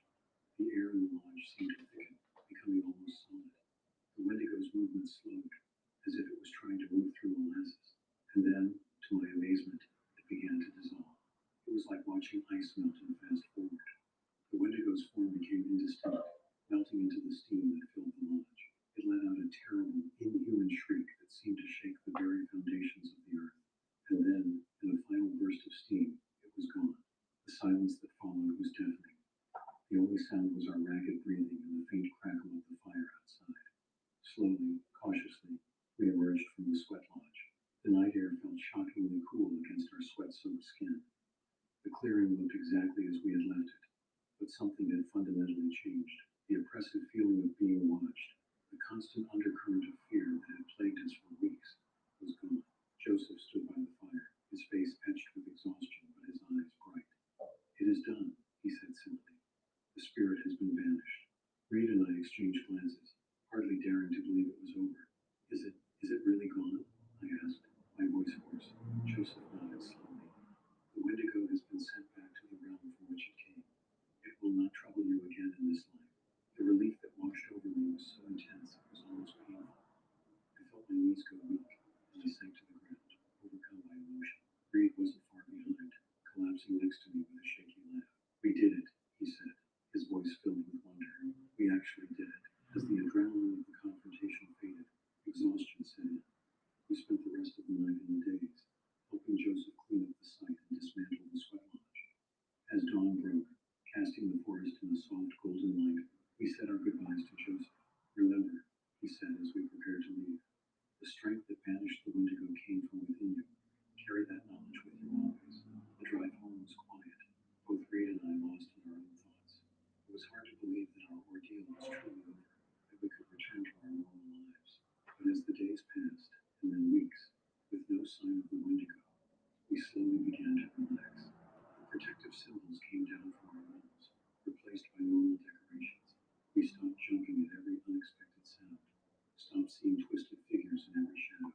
Life went on. Reed and I remained close friends, bonded by our shared experience. We never spoke publicly about what had happened to us. Who would believe it? But sometimes, on quiet evenings, we would talk about it, marveling at the reality of what we had faced and overcome. The camping trip that had started it all became a distant memory, a turning point in our lives that had led us down an unexpected and terrifying path. But it had also shown us strengths we never knew we had, and a depth of friendship that could withstand even the most unimaginable horrors. Years passed. Reed eventually moved away, seeking new adventures as he always had. We kept in touch, our conversations always carrying an undercurrent of shared understanding that no one else could fully comprehend. As for me, I stayed in our hometown. I never went camping again. Once was enough for a lifetime. But I did develop a new appreciation for the world around me, for the thin veil that separates our everyday reality from things beyond our understanding. Sometimes, on crisp autumn nights when the wind whispers through the trees, I find myself thinking back to that night in the Ouachita National Forest. I remember the terror, Yes, but also the triumph. And I smile, knowing that whatever other challenges life might bring, I've already faced the stuff of nightmares and emerged victorious. The Wendigo may be gone, banished back to whatever dark realm spawned it, but the memory of our encounter lingers, a reminder of the strength we found within ourselves when pushed to the very limits of human endurance. And so, as I sit here in my twilight years, recounting this tale, I leave you with this final thought. The world is stranger and more wondrous than we can imagine. There are things out there beyond our comprehension, both terrifying and awe-inspiring. But within each of us lies the power to face these unknowns, to stand against the darkness. Remember this, dear reader, should you ever find yourself face to face with the inexplicable. Remember and take heart, for if an ordinary accountant and his adventurous friend could banish an ancient evil, then perhaps there's hope for us all in the face of the unknown.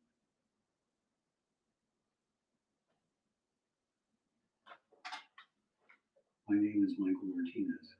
This is the story of an event that happened to me in the summer of 2015, an experience that would change my life forever. Born and raised in a small town in Maine, I've always been an outdoors enthusiast. Fishing, hiking, camping, you name it. I loved it. I was known around town as an easygoing guy, always up for an adventure, with a dry sense of humor that often caught people off guard. My day job was as a mechanic, fixing up old cars and occasionally cracking jokes with customers about their antique vehicles. It was a Friday morning in early July when my old high school buddy, Chet Peters, and I decided to head up to Baxter State Park for a weekend camping trip. You can have whatever you like. You can have whatever you like. My hands are the most important tools I have. You need to take care of them. That's where your teeth come in.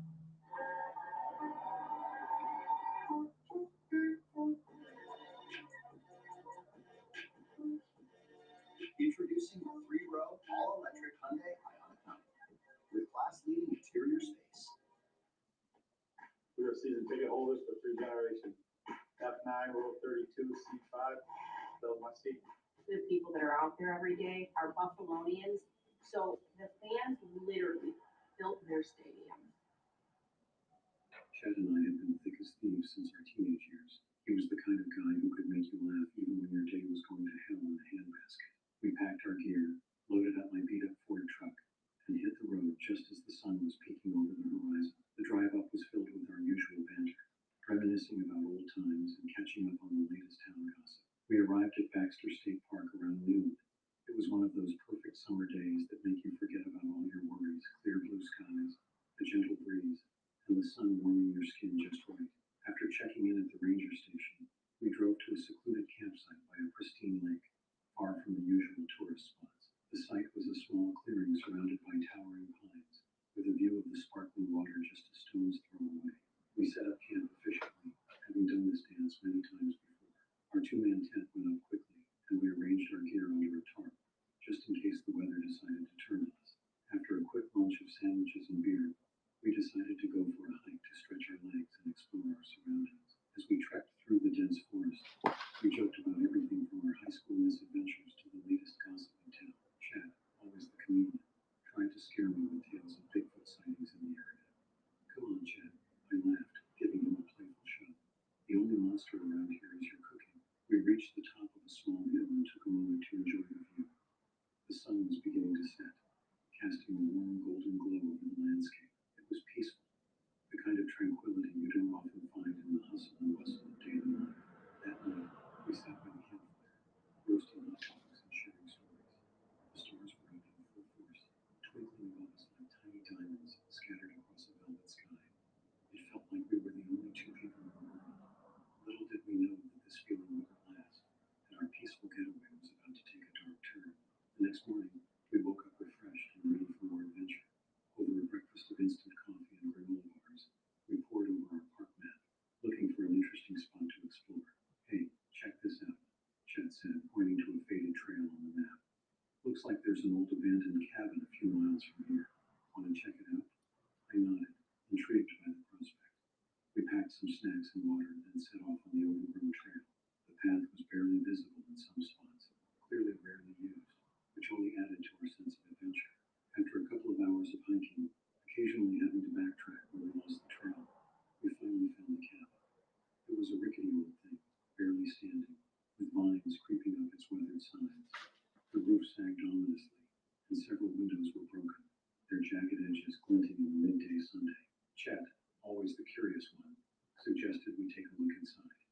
I hesitated for a moment, eyeing the dilapidated structure warily, but my own curiosity got the better of me. We stepped inside, and the place was a mess. Old furniture was strewn about, covered in a thick layer of dust. The floorboards creaked under our feet, and the musty smell of decay filled our nostrils. As we poked around, we found an old journal tucked away in a drawer. Its pages were yellowed and brittle, but still legible. It was filled with notes about the local wildlife and strange sightings in the area. Some entries mentioned a cult that supposedly operated in the region back in the 1972. Hey, Chet, come look at this, I called out, flipping through the pages. He came over, and we spent the next hour reading through the journal, fascinated by its contents. The journal detailed bizarre rituals, strange symbols carved into trees, and sightings of hooded figures in the woods. It seemed like a bunch of nonsense, the ramblings of a paranoid mind, but it did make for an interesting read. As the sun began to dip lower in the sky, we decided it was time to head back to our campsite. The hike back was quieter, both of us lost in thought about what we'd read in the journal. That night back at our camp, we talked about the journal and the supposed cult over our dinner of canned chili and crackers. Probably just some crazy old coot with too much time on his hands, I said, trying to sound nonchalant. Chet agreed, but there was an unease in his eyes that I hadn't seen before.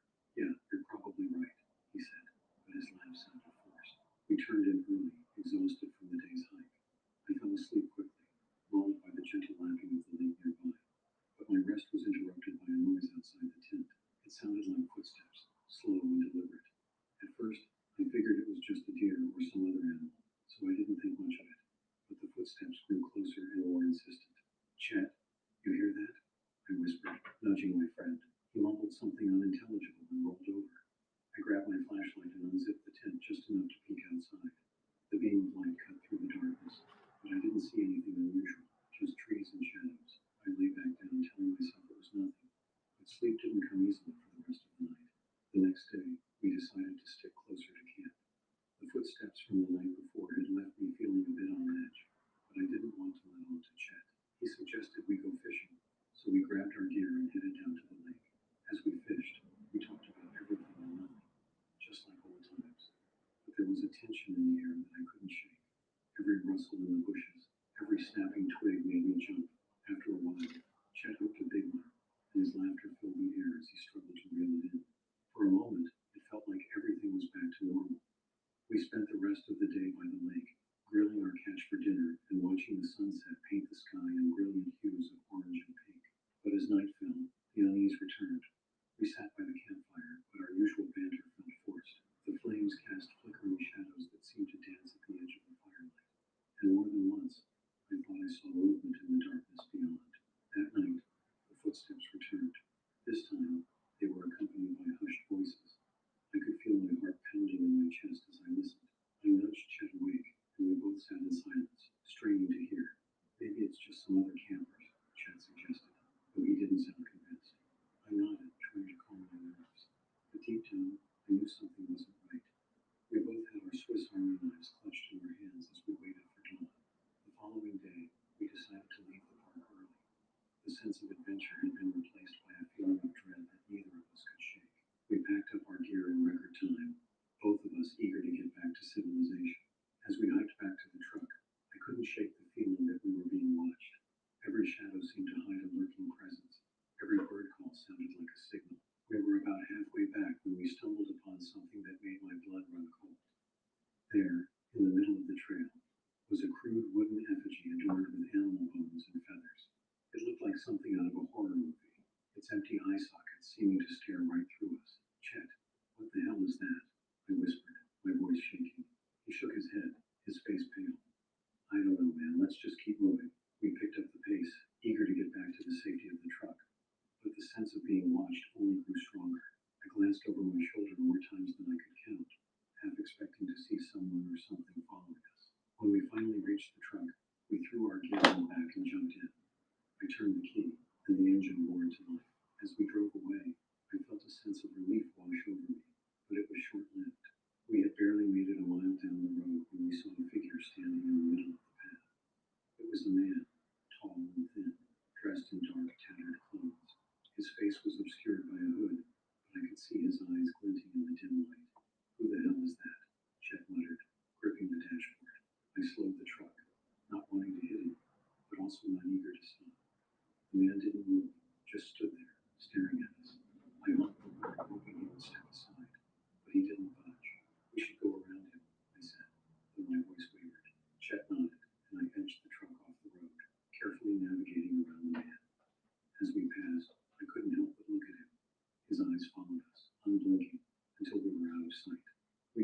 silence for a few minutes.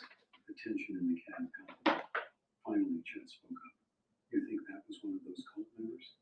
I shrugged, though the thought had crossed my mind. I don't know. Whatever it was, I'm glad we're out of there. We made it back to town without further incident, but the experience left a mark on both of us. Chet and I didn't talk much about what happened after that. We went back to our normal lives, but there was an unspoken understanding between us. Something strange and unsettling had happened out there, and we didn't want to tempt fate by digging any deeper. A few weeks later, I was working late at the garage when Sheriff Davenport came in. He was an old friend of my dad's and had known me since I was a kid. Hey, Michael, got a minute? He asked, leaning against the counter. Sure thing, Sheriff. What's up? I put down my wrench and wiped my hands on a rag. He looked around, making sure we were alone before speaking. I heard you and Chet had a bit of a scare up at Baxter a while back. I raised an eyebrow. Yeah, you could say that. Why? The sheriff sighed, his expression serious. We've had some reports of strange activity out there recently. People going missing, weird symbols found in the woods, that sort of thing. My heart skipped a beat. You think it's related to that old cult? He shrugged. Could be, or it could be something else. I just wanted to warn you to stay away from that area for a while. I nodded, the unease from our trip resurfacing. Thanks for the heads up, Sheriff. I'll let Chet know too. As he left, I couldn't shake the feeling that our encounter was just the tip of the iceberg. The next few months passed uneventfully, but the memory of that weekend lingered in the back of my mind. I found myself jumping at shadows and looking over my shoulder more often than I'd like to admit. One day, out of the blue, Chet called me. Michael, we need to talk. Can you meet me at the diner? Sure thing, buddy. Be there in 15, I replied, curious about the urgency in his voice. When I arrived, Chet was already sitting in a booth, a cup of coffee in front of him. He looked haggard, like he hadn't slept in days. What's going on, Chet? I asked, sliding into the seat across from him. He leaned in, his voice low. I've been having nightmares, man, about that trip. And it's not just dreams. I've been seeing things, shadows, figures outside my window at night. I think someone's watching me. I felt a chill run down my spine. Have you told anyone else? He shook his head. Who'd believe me? They'd think I'm crazy. But I know what I've seen. I tried to reassure him, but my own doubts gnawed at me. Maybe it's just your mind playing tricks. We had a scare, and it's messing with your head. Chet didn't look convinced, but he nodded.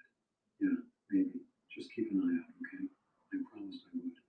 But as I left the diner, I couldn't shake the feeling that something was terribly wrong. Over the next few days, I started noticing things too. Small, barely noticeable at first. A car parked down the street that I didn't recognize. Footsteps outside my house at odd hours. I tried to brush it off, but it was hard to ignore. Then, one night, it all came to a head. I was working late again when I heard a noise outside the garage. It was faint, like someone trying to be quiet. I grabbed a wrench and cautiously stepped outside. The night was still, the only sound the distant hum of traffic. I circled the building, my eyes straining to see in the dim light. Suddenly, a figure darted out from behind a dumpster and ran towards the woods. Without thinking, I gave chase. I could hear my heart pounding in my ears as I sprinted after the intruder. We crashed through the underbrush, branches scratching at my arms and face. I was gaining on him when he stumbled and fell. I tackled him to the ground, wrench raised, ready to defend myself. But when I got a good look at his face, I froze. It was the same man we'd seen in the park, the one who blocked our path. His hood had fallen back, revealing a gaunt, haunted face. He stared up at me with wild eyes, his breath coming in ragged gasps. Why are you following us? I demanded, my voice shaking with anger and fear. He didn't answer, just laughed. A low, broken sound that sent shivers down my spine. I tightened my grip on the wrench. Talk, damn it. Before he could respond, there was a rustling in the bushes behind me. I turned just in time to see another figure emerge, this one wielding a knife. I barely had time to react before he was on me, slashing wildly. I fought back with everything I had. The two of us grappled in the dirt. I managed to knock the knife from his hand, but he was strong, and I was quickly losing ground. Just when I thought it was over, a gunshot rang out. The man slumped over, blood spreading across his chest. I looked up to see Chet standing there, his face pale, holding a smoking pistol. Michael, are you okay? He asked, his voice trembling. I nodded, too stunned to speak. The man beneath me was dead, and the first one had vanished into the night. We stood there in silence for a moment, the gravity of what had just happened sinking in. We need to get out of here, Chet said, his voice shaking. I agreed, and we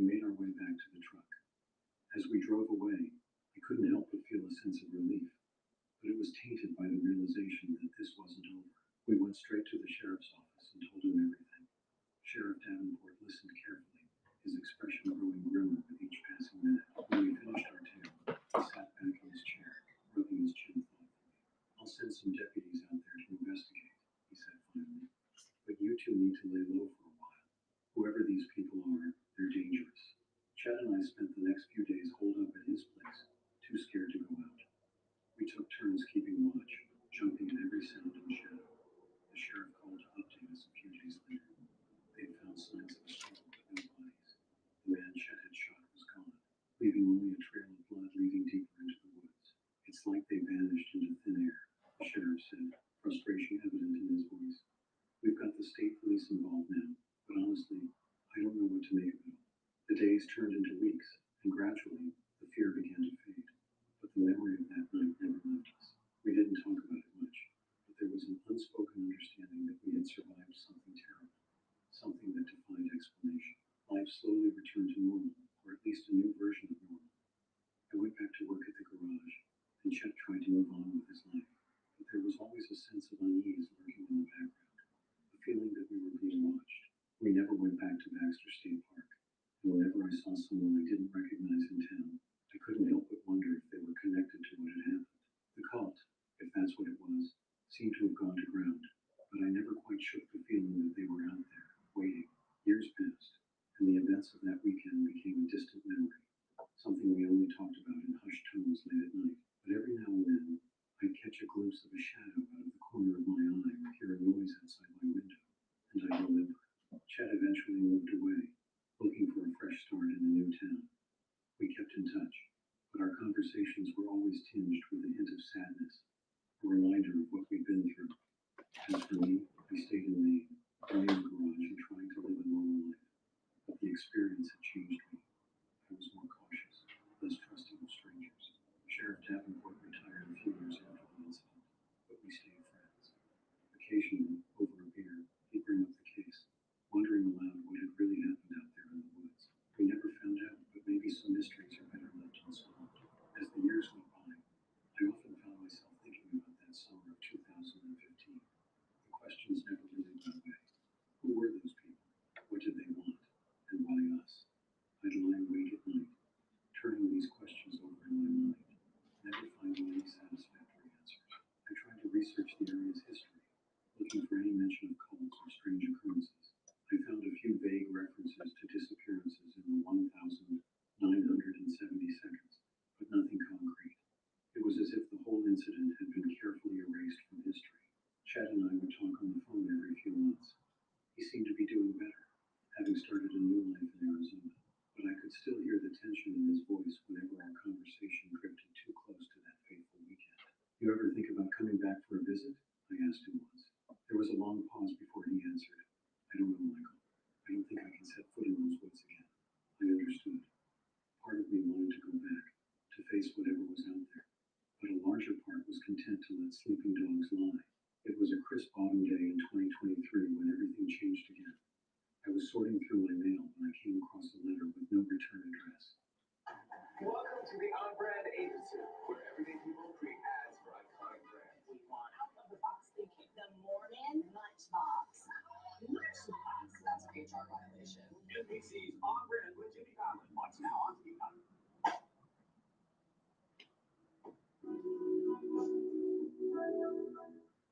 You are a coach, and your next step starts here.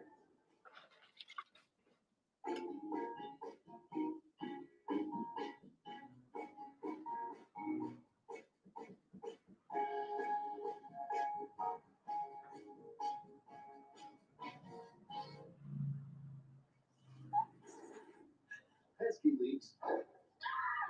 Try Gorilla Waterproof Patch and Seal. Of course. Seal out water, air, and moisture with 2 times more tape than leading competitors. For the toughest jobs on planet Earth. The handwriting on the envelope was shaky, barely legible. With a sense of trepidation, I opened it. Inside was a single sheet of paper, covered in the same scrawling handwriting. As I read, I felt the blood drain from my face. The watchers are still watching. The woods hold secrets. Beware the hooded ones. At the bottom of the page was a crude drawing of the same symbol we'd seen on that effigy in the woods all those years ago. My hands shaking, I picked up the phone to call Chet. But before I could dial, I hesitated. Did I really want to drag him back into this? Hadn't we both been through enough? In the end, I put the phone down.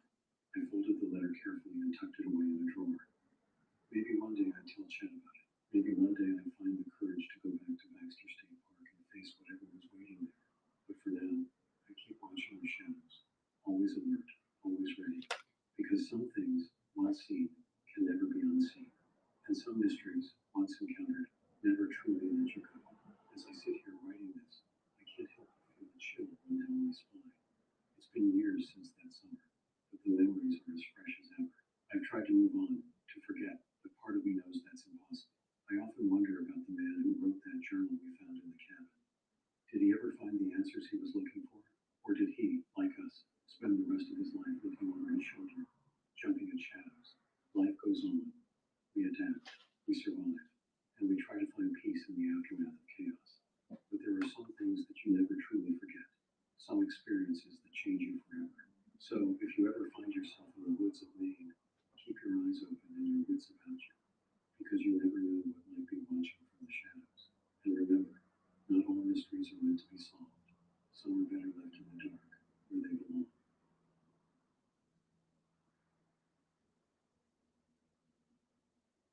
My name is David Rodriguez. The events I'm about to recount happened to me back in 2010, but they're as vivid in my mind as if they occurred yesterday. Some nights, I still wake up in a cold sweat, the memories flooding back like a tidal wave of fear and uncertainty. I grew up in Stillwater, a small town nestled in the heart of Montana.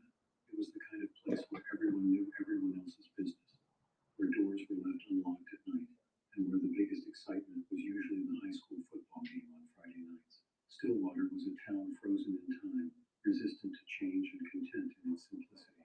Our main street consisted of a handful of shops: Joe's General Store, where you could find everything from fishing tackle to canned peaches; Mabel's Diner, famous for its apple pie and gossip in equal measure; and the Rusty Nail, our local watering hole. It wasn't much, but to us, it was home. I worked as a mechanic at Frank's Auto Shop, a job I'd held since I was fresh out of high school. Frank had been more than just a boss to me. He'd been a mentor, a father figure of sorts. When he passed away in 2005, he left the shop to me. It wasn't a glamorous life by any means, but it was honest work, and I took pride in it. My days were spent elbow deep in engines, the smell of oil and grease a constant companion. I fixed everything from old Mrs. Johnson's temperamental Buick to Sheriff Green's patrol car. In a town like Stillwater, a good mechanic was worth his weight in gold, and I made sure to treat every vehicle as if it were my own. Evenings and weekends were for unwinding. My best friend Travis and I would often head to the Rusty Nail, where we'd shoot pool, nurse a couple of beers, and swap stories with the locals. Travis was a character, always ready with a joke or a wild tale. He worked as a forest ranger, and his job took him deep into the wilderness surrounding our town. He'd come back with stories of bear encounters and lost hikers, each tale more embellished than the last. Life in Stillwater had a predictable rhythm, as steady and unchanging as the ticking of a clock.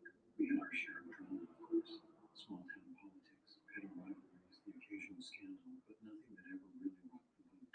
Looking back, I realize now how naive we all were, how unprepared for the darkness that was lurking just beyond the edges of our comfortable little world. It was a Friday in late September when everything changed. The air had started to take on that crisp quality that heralds the coming of autumn, and the leaves on the trees were just beginning to turn. Travis and I had made plans to spend the weekend at his family's old cabin, deep in the woods about an hour's drive from town. The cabin had been in Travis's family for generations. His great-grandfather had built it with his own hands, a testament to the pioneering spirit that had first brought settlers to this rugged part of Montana. It wasn't much to look at, just a single room with a small kitchen area, a fireplace, and a couple of old couches that doubled as beds. But it was our sanctuary, a place where we could escape the pressures of town life and reconnect with nature. We'd made this trip countless times before, but something felt different from the moment we set out. Maybe it was the way the shadows seemed to lengthen as we drove, or the unusual stillness in the air. Whatever it was, it set my nerves on edge. Man, it's quiet tonight, Travis said as we turned onto the dirt road that led to the cabin. His usual grin was absent, replaced by a furrowed brow and tight lips. Yeah, maybe the wildlife's just taking a night off, I replied, trying to inject some levity into the situation. But the joke fell flat, swallowed up by the oppressive silence that surrounded us. The drive seemed to take longer than usual, the trees pressing in close on either side of the narrow road. I found myself gripping the steering wheel tighter, my knuckles turning white. Travis fidgeted in the passenger seat, his eyes darting from side to side as if expecting something to leap out at us from the darkness. When we surge of relief. The familiar sight of the weathered wooden structure should have been comforting, but instead, it only heightened my sense of unease. The cabin looked older somehow, more decrepit than I remembered. The porch sagged slightly, and the windows seemed to stare back at us like empty, accusing eyes. Home sweet home, Travis muttered as we climbed out of the truck. His attempt at humor fell flat, his voice lacking its usual enthusiasm. We unloaded our gear in silence, each lost in our own thoughts. As I fumbled with the key to the cabin door, I couldn't shake the feeling that we were being watched. I glanced over my shoulder, half expecting to see a pair of gleaming eyes staring back at me from the tree line. But there was nothing, just darkness and the faint rustling of leaves in the breeze. Inside, the cabin was much as we'd left it on our last visit. A thin layer of dust covered everything, and the air was stale and musty. Travis busied himself with starting a fire in the old stone fireplace while I unpacked our supplies. Remember that time we got lost in the old mine? Travis asked suddenly, breaking the silence that had settled over us. I chuckled, grateful for the distraction. Yeah, we ended up wandering around in the dark for hours. I thought we'd never make it out. Your face when we finally saw daylight, priceless. Travis grinned, some of his old spark returning. We spent the next hour swapping stories and memories, the familiar ritual helping to ease some of the tension that had built up during the drive. But as the night wore on, the strange feeling of wrongness returned, settling over us like a heavy blanket. I was just about to suggest we turn in for the night when I heard it, a soft, almost imperceptible whisper. I turned my head, thinking it was Travis, but he was sound asleep on one of the couches. The sound came again, clearer this time, but still indistinct. It seemed to be coming from outside, carried on the night wind. Travis, I hissed, shaking his shoulder. Wake up. Do you hear that? He sat up groggily, rubbing his eyes. Hear what? I held up a hand for silence, straining my ears. But the whisper, if that's what it had been, was gone. All I could hear now was the crackling of the dying fire and the sound of the wind in the trees. It's nothing, I said finally, more to convince myself than Travis. Just the wind playing tricks on us. Let's get some sleep. But as I lay there in the darkness, staring up at the cabin's wooden ceiling, I couldn't shake the feeling that something was terribly, irrevocably wrong. Little did I know, our nightmare was just beginning. I must have dozed off at some point because the next thing I knew, I was jerking awake to the sound of footsteps on the porch.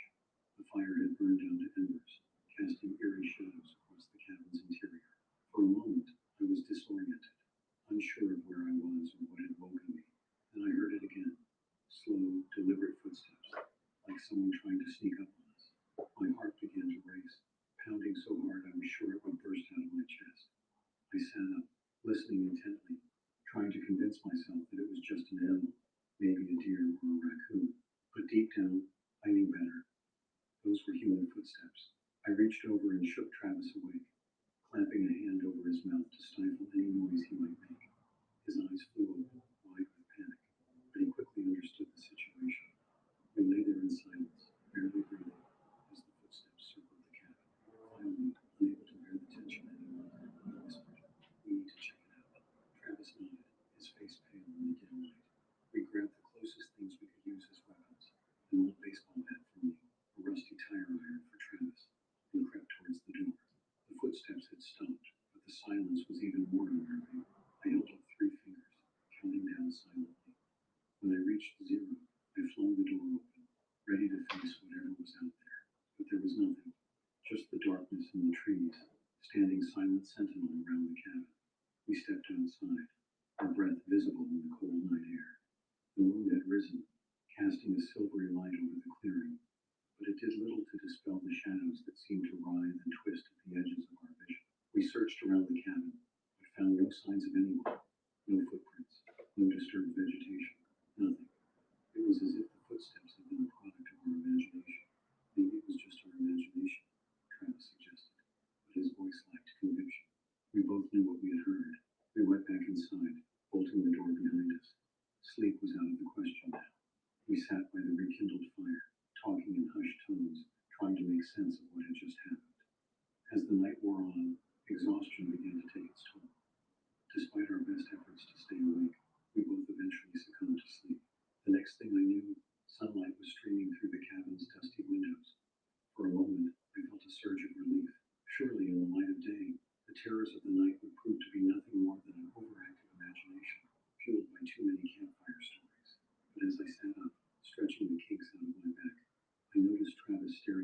painting on the far wall.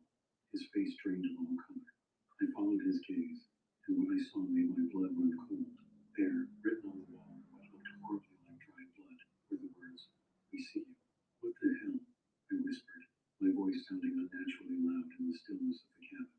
Travis shook his head, his eyes never leaving the ominous message. "I don't know, man. I don't know." We packed up our stuff in record time, barely speaking as we threw our belongings into bags and loaded them into the truck. The drive back to town was a blur. The beautiful Montana landscape passing by unnoticed as we both grappled with what we had experienced. By unspoken agreement, we headed straight for the sheriff's office. Sheriff Green was an old-timer, a no-nonsense kind of guy who had been keeping the peace in Stillwater for as long as anyone could remember. He listened to our story with a skeptical look on his weathered face, his bushy eyebrows drawn together in a frown. "Boys," he said when we finished, "are you sure you weren't just spooked by the quiet out there? Maybe had a few too many beers?" "We know what we saw, Sheriff," I insisted. "Someone was out there, and they left that message." Sheriff Green sighed, running a hand through his thinning gray hair. "All right, I'll send Deputy Harris out to check the place out. But I wouldn't get your hopes up. Probably just some kids playing a prank." We left the sheriff's office feeling frustrated and unheard. Over the next few days, we tried to go back to our normal routines, but things had changed. The town that had once felt so safe, so familiar, now seemed full of shadows and secrets. I found myself jumping at small noises, constantly looking over my shoulder. A week after our experience at the cabin, Deputy Harris reported back. He hadn't found anything. No message on the wall, no signs of intrusion. It was as if that night had never happened, but I knew it had. And I knew, with a certainty that chilled me to my core, that this was only the beginning. Life in Stillwater took on a surreal quality in the weeks following our experience at the cabin. On the surface, everything appeared normal. I still fixed cars at the garage. Travis continued his patrols in the forest, and the townsfolk went about their daily routines. But beneath this veneer of normalcy, there was an undercurrent of unease, at least for Travis and me. We tried to talk about what had happened, to make sense of it, but our conversations always seemed to circle back to the same unanswered questions. Who had been outside the cabin that night? Who had written that chilling message on the wall? And why had Deputy Harris found no trace of it? Travis threw himself into research, spending hours online reading about similar occurrences in other parts of the country. He started keeping a notebook, jotting down theories and connecting seemingly unrelated events. I humored him at first, but as the days passed, I began to worry about his growing obsession. "Look at this," he said one evening, shoving his notebook under my nose as we sat in the rusty nail. 3 hikers went missing in Glacier National Park last month. No trace of them was ever found. I sighed, taking a swig of my beer. "Travis, people go missing in national parks all the time. It's sad, but it happens. But what if it's connected?" He pressed, his eyes feverish with excitement. "What if whatever was at the cabin that night is behind these disappearances?" I was saved from having to respond by the arrival of Sheriff Green. He nodded to us as he made his way to the bar, but I couldn't help noticing the worried frown on his face. "Everything okay, Sheriff?" I called out. He hesitated for a moment before making his way over to our table. "Well, boys, I'm not sure."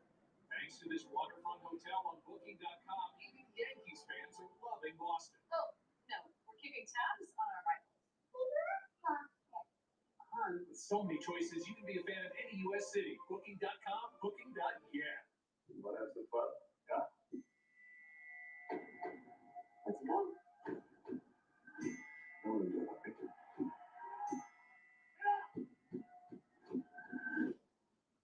This magic machine pretty well. This is Jess.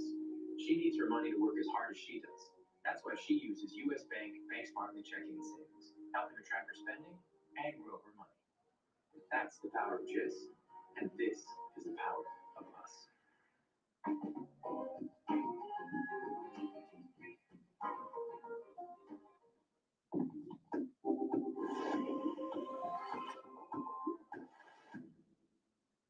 We've had a couple of strange reports lately.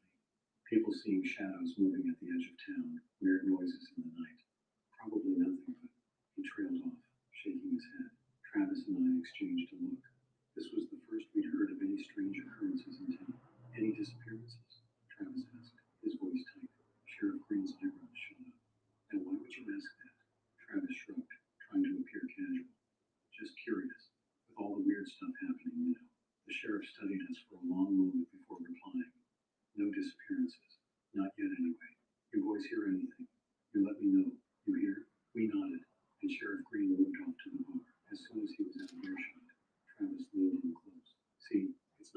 Gus, something's going on in this town.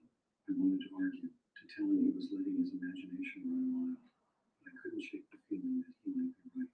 The next day, Travis didn't show up for our usual morning coffee at Mabel's Diner. I didn't think much of it at first.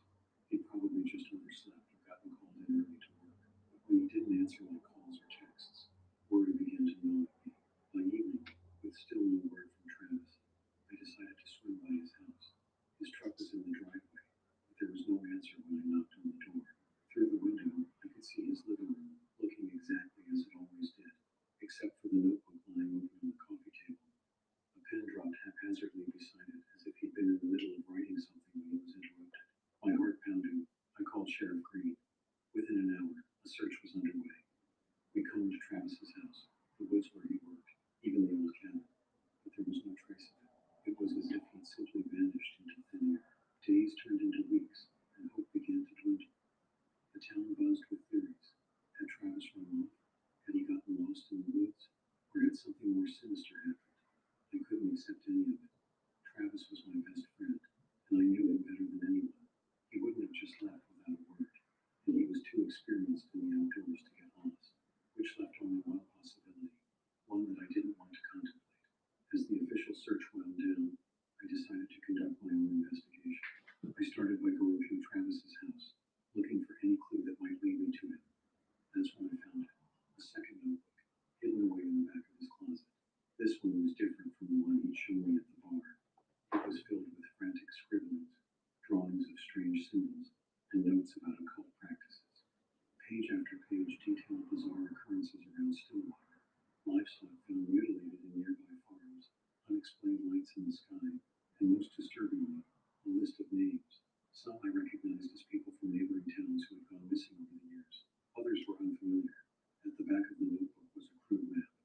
It showed the area around Stillwater, with several locations marked with the same strange symbols that were scattered throughout the pages. One location, circled multiple times in red ink, caught my eye. An old abandoned building on the outskirts of town. I remembered that building. It had once been a small factory, but it had shut down decades ago.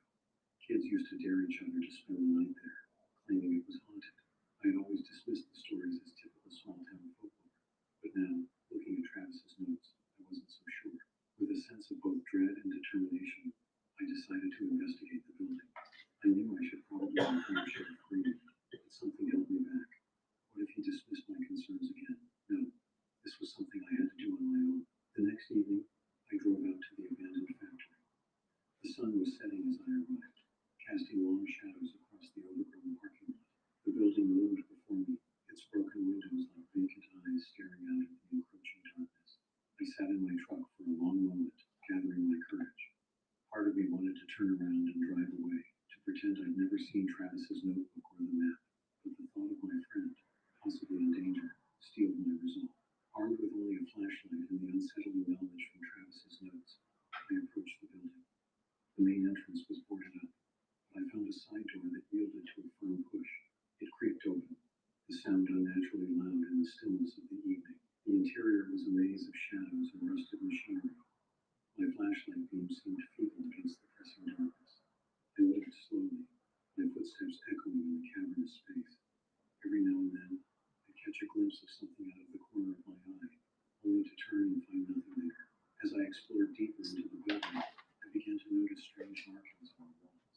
They were similar to the symbols in Travis's notebook, intricate designs that seemed to writhe and shift when I wasn't looking directly at them. My skin crawled, but I pressed on. I don't know how long I wandered through that labyrinth of decay and shadows. Time seemed to lose all meaning, but eventually I found myself in what must have once been the main production floor. And there, in the center of the room, was something that made my blood run cold. A large circle had been drawn on the floor, surrounded by candles and more of those unsettling symbols. In the center of the circle was a chair, and tied to that chair, unconscious but alive, was Travis. I rushed forward, relief and fear warring within me. Travis, I called out, my voice echoing in the vast space. Travis, can you hear me? As I reached the edge of the circle, Travis stirred. His eyes fluttered open, confusion giving way to recognition. David, he mumbled, his voice weak. How did you find me? Your notebook, I said, working to untie the ropes that bound him. I followed your map. Who did this to Travis could answer. The sound from behind me made me freeze. Footsteps, slow and deliberate, just like that night at the cabin. I turned slowly, my heart pounding in my chest. A figure stood at the edge of the room, cloaked in shadow. As it stepped into the dim light cast by the candles, I saw that it wore a long, dark robe, its face hidden beneath a deep hood. "Welcome, David Rodriguez," the figure said, its voice a chilling whisper that seemed to come from everywhere and nowhere at once. "We've been expecting you." I stood there, frozen in shock and fear, my mind struggling to process what was happening. The hooded figure took another step forward, and I instinctively moved to place myself between it and Travis. "Who are you?" I demanded, trying to keep my voice steady. "What do you want with us?" The figure chuckled, a sound that sent shivers down my spine. "We are the keepers of the veil, guardians of secrets beyond your comprehension. And as for what we want," it paused, tilting its head slightly. "We want you to join us, David. You and Travis both." From the shadows behind the first figure, more robed forms emerged. They moved silently, forming a circle around us. I counted at least a dozen of them, each as eerily still as the next. "Join you?" I echoed, my mind racing. "What are you talking about?" The leader, for that's clearly what the first figure was, raised its hands, pushing back its hood. I gasped as I recognized the face beneath. It was Sarah Winters, the Timberline librarian. She'd always been a bit odd, keeping to herself mostly. But this was beyond anything I could have imagined. "David," Sarah said, her voice now normal but filled with an unsettling enthusiasm. "We've watched you for years. You and Travis both. We've seen your potential, your curiosity, your willingness to look beyond the veil of ordinary reality." "The cabin," I breathed, realization dawning. "That was you?" Sarah nodded, a smile playing at the corners of her mouth. "A test of sorts. We needed to see how you'd react, if you'd pursue the mystery or try to forget about it." "And the disappearances?" Travis spoke up from behind me, his voice stronger now. "The missing hikers, the strange sightings around town, was that all you two?" Sarah's smile faltered slightly. "Regrettable, but necessary sacrifices.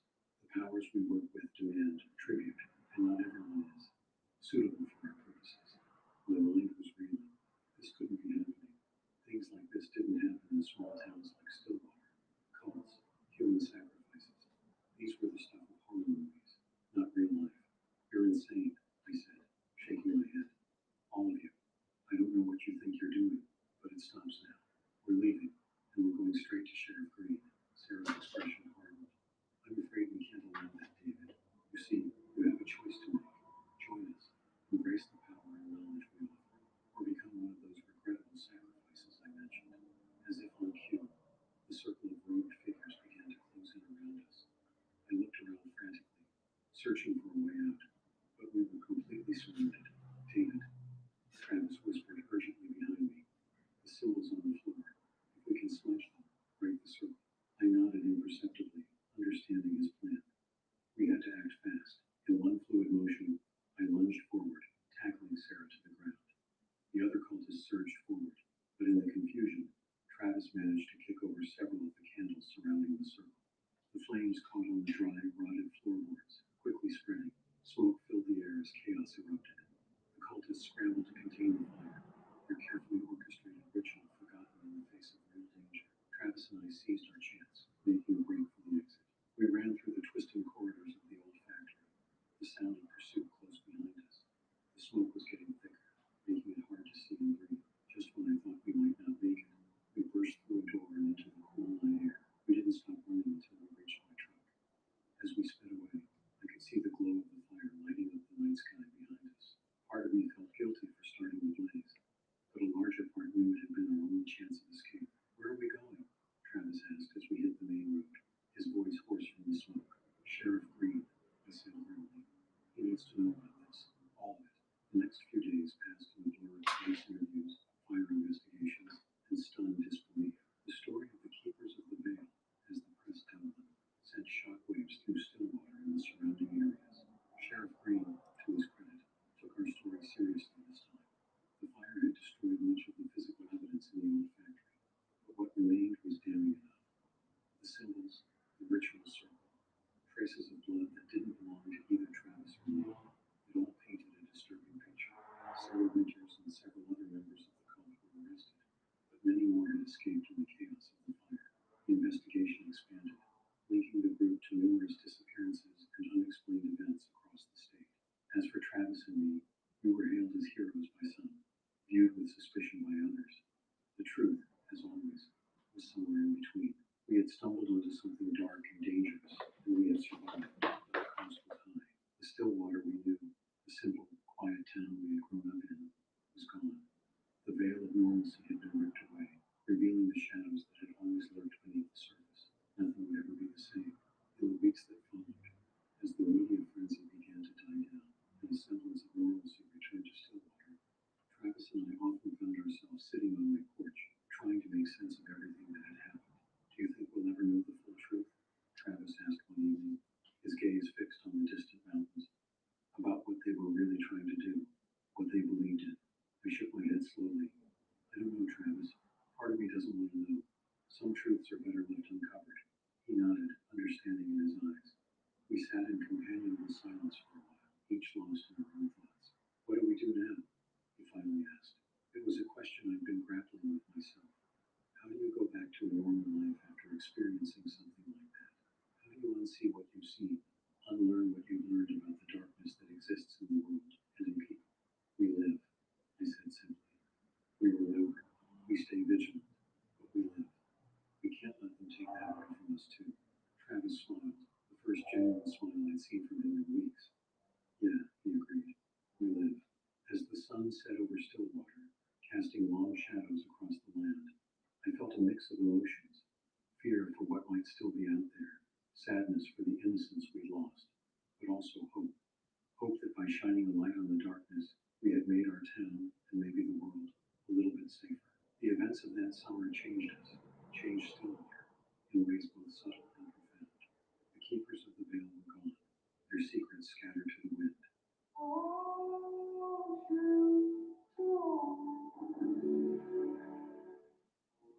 Speed Ride Heavenly with Epic Day Pass. Buy now and pay less than lift tickets. When Donald Trump's agents threw him to the ground, they were trying to silence all of us. Now, he's trying to rig the 2026 election. Prop 50 gives voters the power to stop Trump's power grab. Yes, on 50.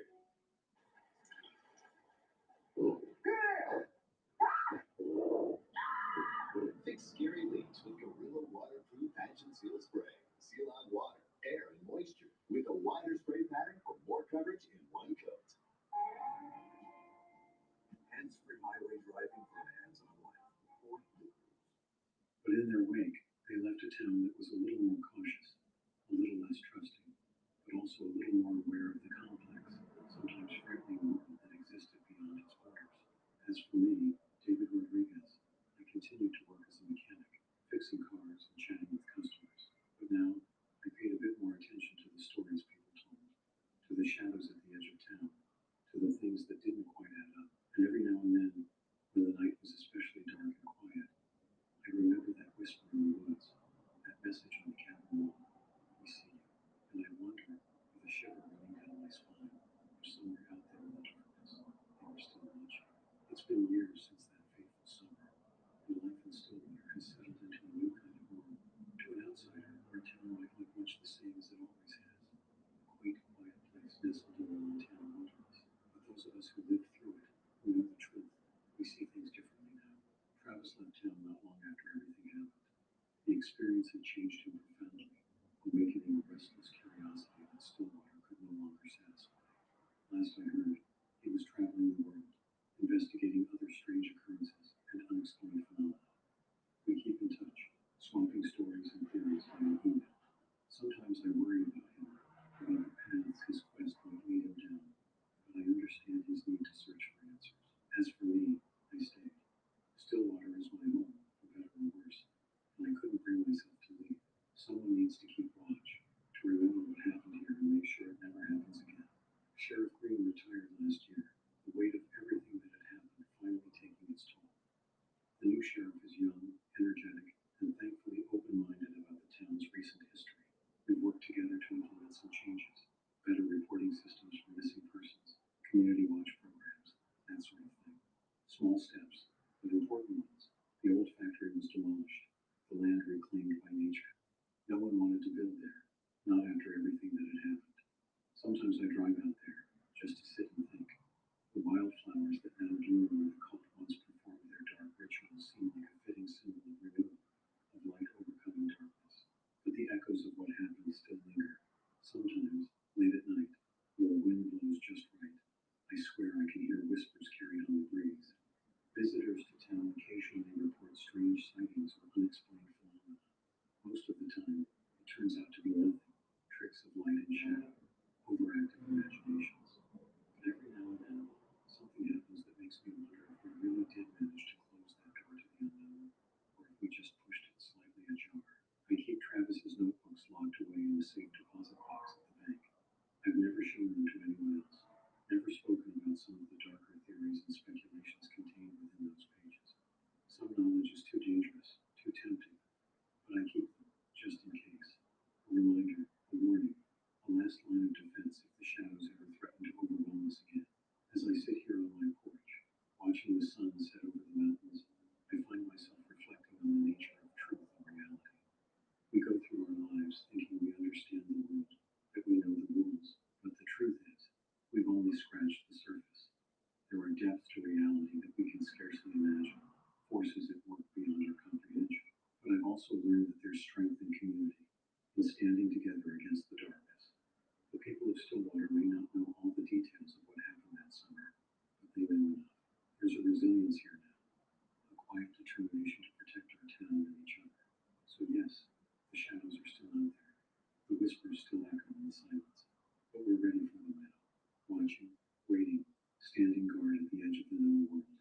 And if the keepers of the veil, or something like them, ever resurface, they'll find that we see them too, and we'll be ready. As the last light fades from the sky and the stars begin to twinkle overhead, I raise my glass in a silent toast to Travis, wherever he might be, to Sheriff Green, enjoying his well-earned retirement, to the people of Stillwater, who face the unimaginable and emerge stronger, and to the mystery that still lies at the heart of it all, the endless dance of light and shadow that defines our world. The night deepens, and with it comes a familiar mix of emotions, a touch of fear, a measure of respect for the unknown, but above all, a deep appreciation for the quiet moments, the simple joys that make life worth living. Whatever lies beyond the veil, whatever forces might be at work in the shadows, this much I know, here and now, in this moment, I am alive, and that, in the end, is what truly matters. The clock strikes midnight, and another day in Stillwater comes to an end. I finish my drink and head inside, locking the door behind me, a habit I've never quite been able to break since that summer. As I settle into bed, I can't help but smile at the absurdity of it all. Who would have thought that David Rodriguez, small-town mechanic, would end up as a guardian against dark, otherworldly forces? Life, I've learned, has a way of surprising you. All you can do is face each day with courage, kindness, and an open mind. The rest, well, the rest is a mystery. And maybe, just maybe, that's exactly as it should be.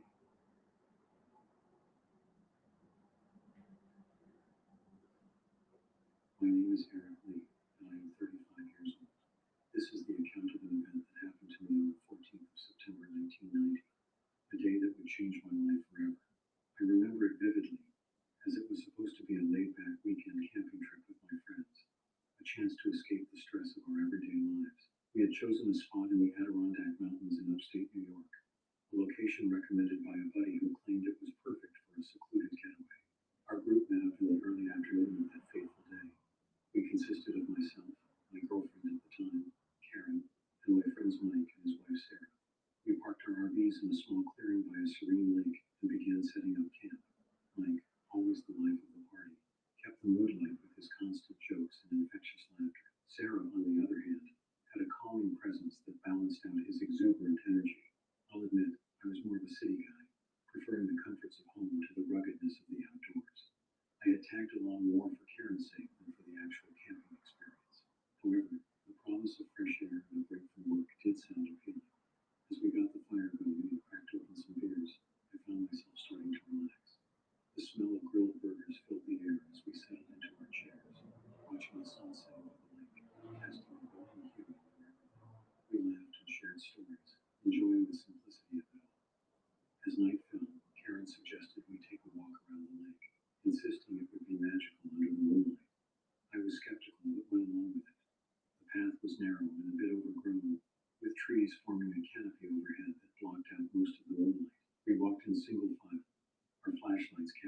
gray shadows on the ground. Halfway around the lake, we heard a rustling in the bushes.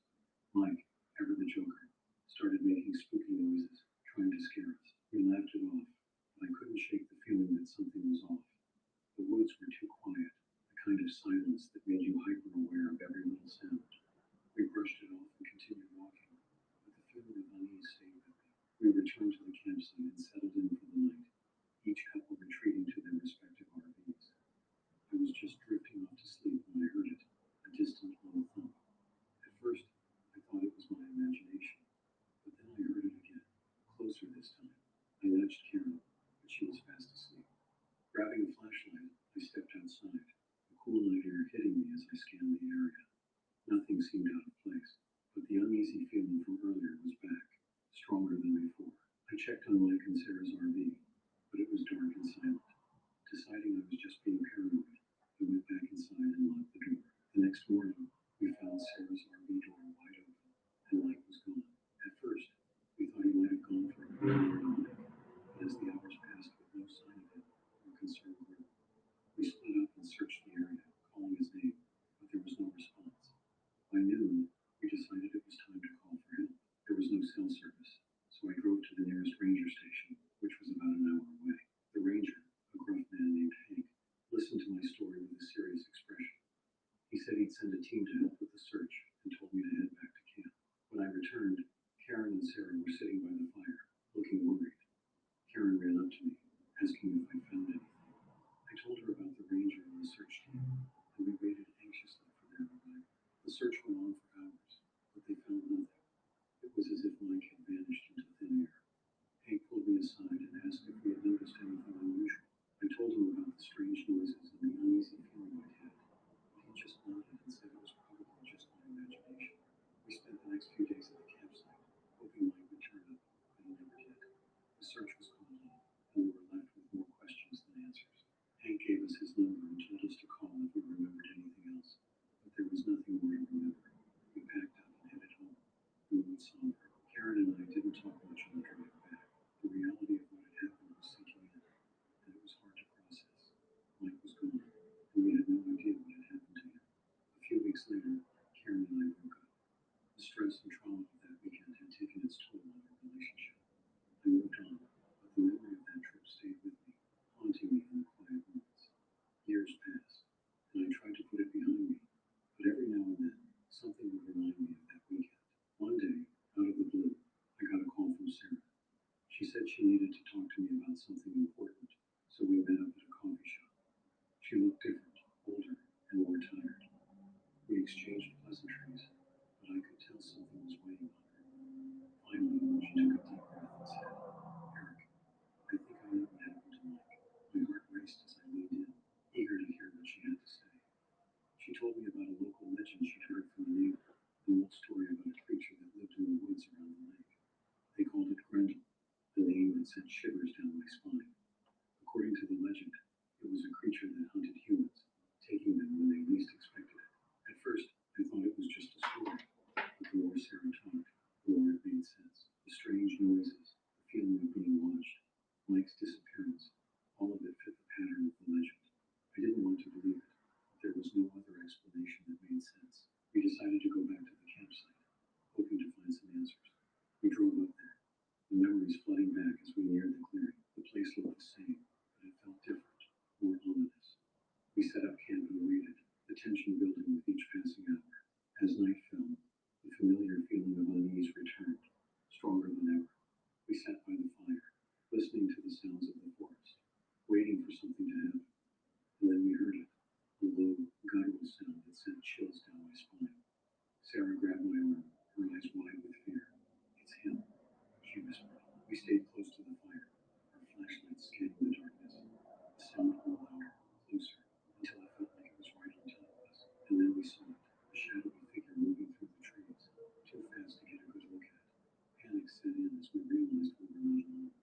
I grabbed a stick from the fire, holding it out like a weapon, but it felt useless against whatever was out there. The figure moved closer, and I could see its eyes glowing in the darkness. Without thinking, I lunged at it with the burning stick, but it dodged effortlessly, disappearing into the shadows. We heard it circling us, the sound coming from all directions. It was playing toying with our fear. Just as suddenly as it had appeared, it was gone, leaving us shaken and terrified.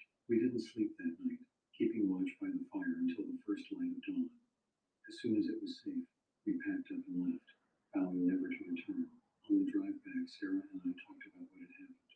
We agreed not to tell anyone about the creature, knowing they'd think we were crazy. But we knew what we'd seen, and it was something we could never forget. In the years since, I've tried to move on with my life, but the memory of that weekend still haunts me. I think about Mike often, wondering what happened to him, and if he's still out there somewhere. The legend of Grendel stays with me, a reminder of the things that lurk in the darkness, waiting for their next victim. As I sit here, recounting this story, I can't help but feel a chill run down my spine. The Adirondack Mountains hold a secret, one that I've carried with me for years. And while I may never know the full truth of what happened that September night in 1990, I know one thing for certain. There are things in this world that defy explanation, things that lurk in the shadows of our understanding. And sometimes, ignorance truly is bliss.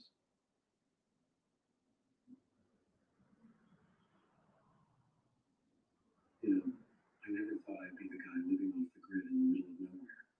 Yet here I am, lighting my morning fire, a ritual that's become as routine as brushing my teeth once was. My name's Eustace Dunbar, and in 1998, I made the decision that would change my life forever. I packed up and moved out to this remote cabin in the Cascade Mountains after life in the city wore me thin. Funny how chasing the simplicity of the wilderness can complicate things beyond imagination. I suppose I had a decent backstory, as far as backstories go. I grew up in a small town in Ohio, did the whole college bit at Ohio State, majoring in business because that's what you did if you wanted a good job. After graduation, I landed a few of those so-called good jobs in Columbus, then Cleveland, and finally Chicago. Each one promised more money, more prestige, and each one sucked a little more of my soul. My love life wasn't much better. A string of messy breakups left me feeling hollow and cynical. Sarah, my college sweetheart, couldn't handle the long hours I put in at my first job. Then there was Melissa, who I thought might be the one, until I caught her cheating with my best friend. The last straw was Rebecca. We were together for 3 years, even talked about marriage.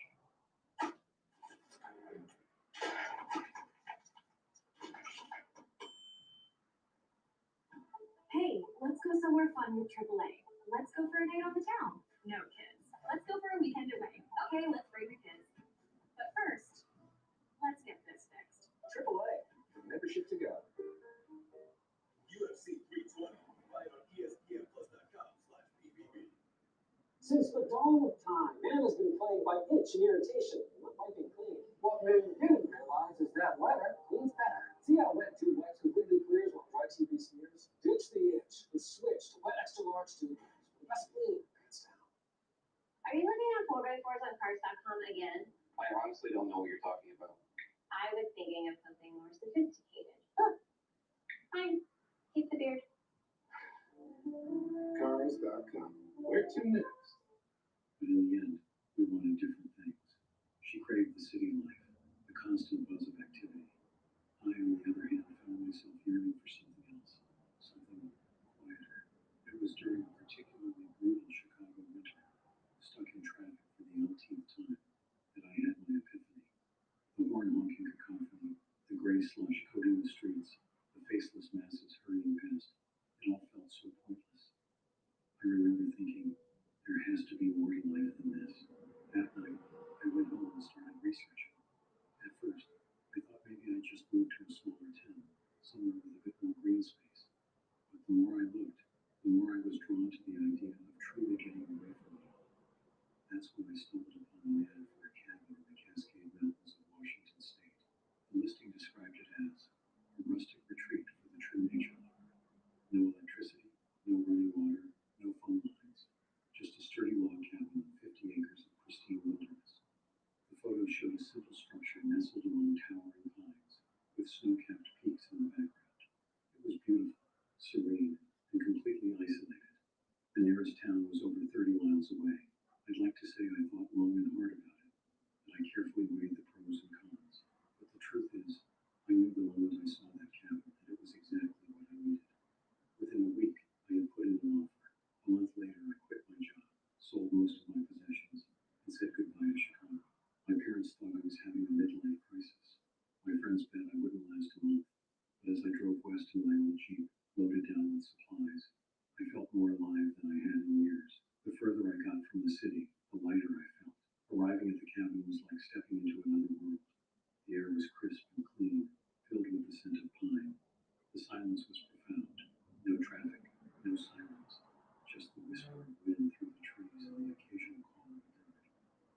first time in years I could hear myself think. Those early days were tough but exhilarating. I had to learn everything from scratch: how to chop wood efficiently, how to purify water from a nearby stream, how to track game. I made plenty of mistakes. I nearly froze during that first winter, underestimating how much firewood I'd need. I got lost in the woods more times than I care to admit, and don't even get me started on my first attempts at fishing. But slowly, surely, I adapted. I fell into the rhythm of the wilderness. My days were dictated by the sun, my seasons by the turning of the leaves and the depth of the snow. I learned to read the weather, to listen to the forest. I became attuned to the comings and goings of the wildlife, the elk that grazed in the meadow each spring, the black bears that fished in the river come summer, the wolves whose howls echoed through the valley on winter nights. For years, this was my life. Simple, hard, but deeply satisfying.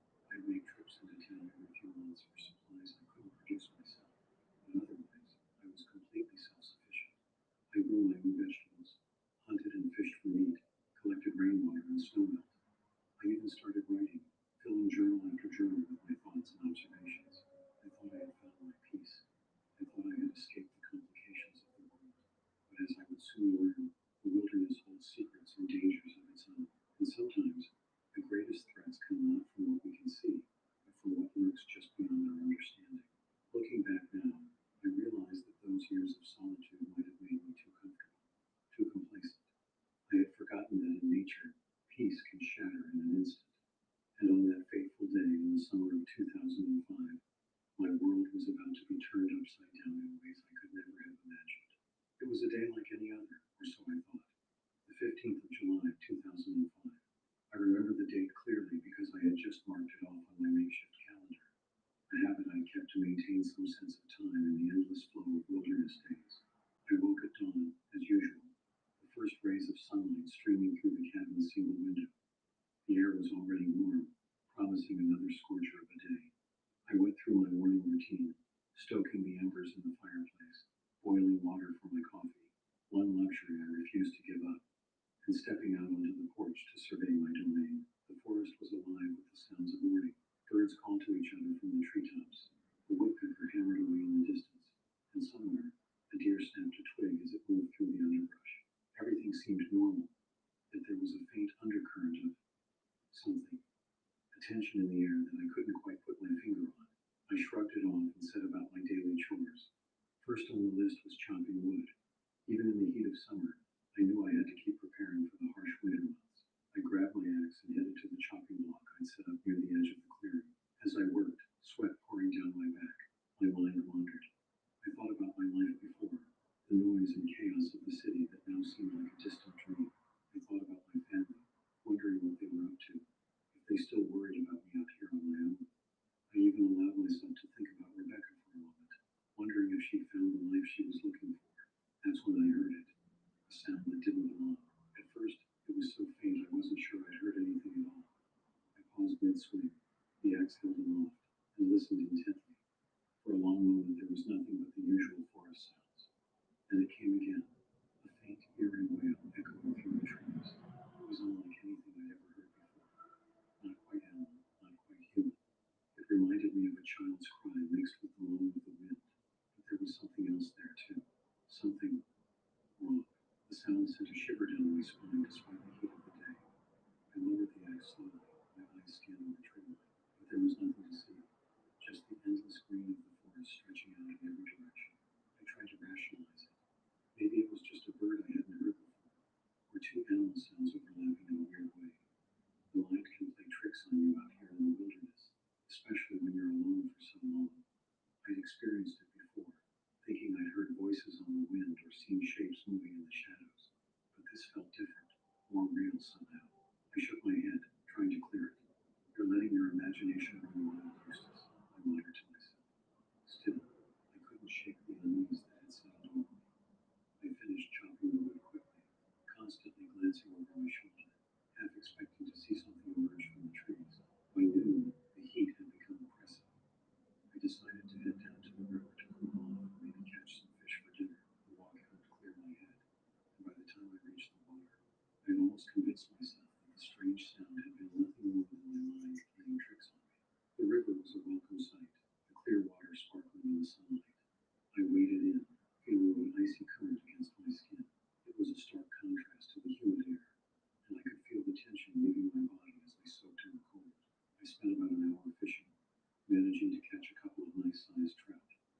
I was packing up my gear, movement caught my eye. Something on the other side of the river, just within the tree line. I froze, squinting against the glare of the sun on the water. For a split second, I thought I saw a figure, tall, misshapen, standing unnaturally still. But when I blinked, it was gone. Just trees and shadows remained. My heart was pounding. I told myself it was probably just a deer, maybe a bear standing on its hind legs. But deep down, I knew it wasn't. Whatever I had seen, or thought I had seen, was something else entirely. I hurried back to the cabin, my earlier unease returning tenfold. As I cleaned the fish and prepared them for dinner, I couldn't shake the feeling that I was being watched. Every rustle of leaves, every snapping twig made me jump. As the sun began to set, painting the sky in brilliant shades of red and orange, the forest grew quiet, too quiet. Usually, dusk was a busy time, with nocturnal animals beginning to stir and diurnal ones settling down for the night. But now, an eerie silence had fallen over everything. I retreated into the cabin, double-checking that the door was securely latched. As darkness fell, I lit my kerosene lamps and tried to distract myself by reading, but my eyes kept darting to the windows, straining to see into the blackness outside. Around 8 p.m., as I was finishing my dinner, it happened. A loud bang on the front door, so sudden and forceful that I nearly dropped my plate. My heart leaped into my throat. In 7 years of living here, I had never had a single visitor. Hell, I wasn't even sure anyone knew I lived out here. I sat perfectly still, barely breathing, hoping that somehow I had imagined it. But then it came again, another bang, this time more insistent. Slowly, I stood up and grabbed my hunting rifle from its place above the fireplace. My palms were sweaty as I gripped the weapon, my finger resting lightly on the trigger guard. "Who's there?" I called out, trying to keep my voice steady. No answer came. Just another bang, even louder than before. I took a deep breath, steeling myself. Then, in one quick motion, I swung the door open, rifle at the ready. Nothing. The porch was empty. Just the dark, silent forest staring back at me. I stepped up cautiously, my eyes darting back and forth, searching for any sign of movement. That's when I saw them. Two large, glowing eyes reflecting the light from the cabin. They were about 6 feet off the ground, but the silhouette behind them was all wrong. It looked like a huge, hunched-over figure, but not like any animal I'd ever seen. The eyes blinked, and I felt a chill run through me. Whatever this thing was, it was no bear, no mountain lion. It was something else entirely.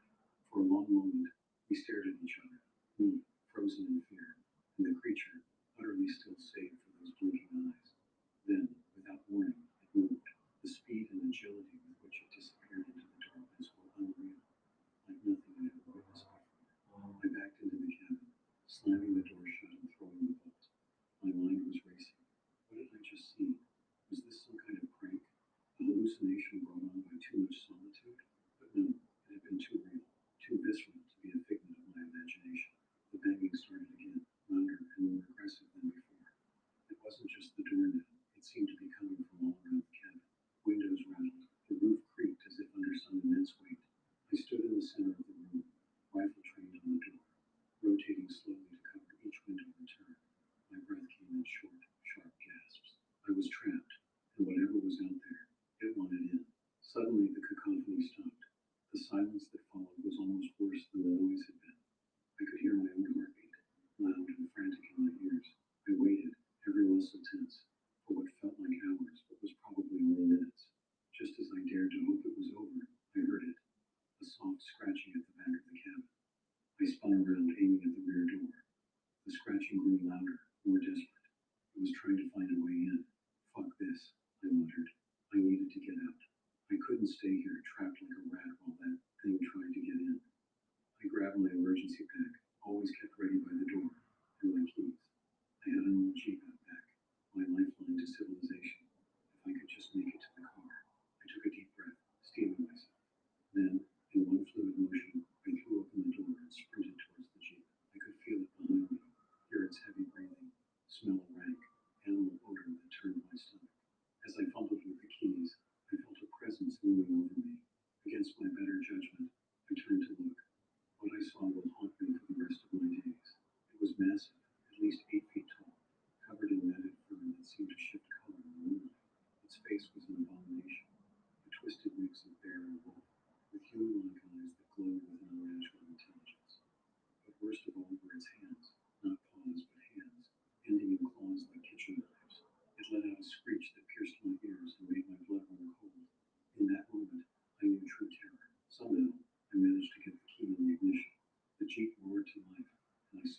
into gear, my foot heavy on the accelerator. The tires spun in the dirt before finding purchase, and I shot forward. In the rearview mirror, I could see the creature giving chase. Its speed was unreal. It kept pace with the Jeep for a terrifying minute before I managed to pull ahead on a particularly rough stretch of road. I didn't stop driving until I reached the nearest town, over an hour away. My hands were shaking so badly I could barely turn off the engine. I stumbled out of the Jeep and into the local police station, probably looking like a madman, wild-eyed, covered in dirt and sweat, babbling about monsters in the woods. The sheriff, a grizzled old man named Hank Brackett, looked me up and down with a mixture of concern and skepticism. "You've been drinking, son?" he asked, his voice gruff but not unkind. "No," I snapped, my voice hoarse from screaming. "I'm serious. There's something out there, in the woods. It tried to kill me." Hank sighed, rubbing his temples. All right, calm down. We'll check it out in the morning." I spent a sleepless night in a cell at the station, not as a prisoner, but because Hank thought it was the safest place for me. Every time I closed my eyes, I saw that creature's face, heard its unearthly screech. Morning came, and Hank, along with a couple of deputies, followed me back to the cabin. My heart pounded as we approached, half expecting to see the place torn apart, but everything looked normal, untouched. It was as if nothing had happened at all. I jumped out of the police cruiser as soon as it stopped, rushing to inspect the cabin. No scratches on the door, no broken windows, not even a footprint in the dirt around the porch. I stood there, dumbfounded, as Hank and his deputies conducted a thorough search of the property. "I swear it was here," I insisted, my voice cracking with desperation. It was real. I saw it. Hank laid a hand on my shoulder, his expression mixed with pity and concern. "Look, son, I believe you saw something. These woods can play tricks on a man's mind, especially when you've been alone for so long. Maybe it was a bear or a mountain lion. Hell, could have even been a particularly ornery elk." I shook my head vehemently. "No, you don't understand. It wasn't like any animal I've ever seen. It was something else." The deputies exchanged glances, clearly skeptical. One of them, a young guy named Mike, spoke up. "Mr. Dunbar, we didn't find any tracks or signs of disturbance. Are you sure you weren't just having a bad dream?" I wanted to scream in frustration. How could I make them understand what I'd seen, what I'd experienced? The terror, the otherworldly nature of the creature, it was all so vivid in my mind. But standing there in the bright morning sunlight, with no evidence to back up my claims, I began to doubt myself. Had it all been a hallucination? Some kind of waking nightmare brought on by years of isolation? Hank must have seen the confusion and fear in my eyes. At Olive Garden, we're all about more craveable classics and more made-from-scratch sauces, which begs the question, what could possibly be next? How about delivery? Olive Garden now delivers, only at olivegarden.com.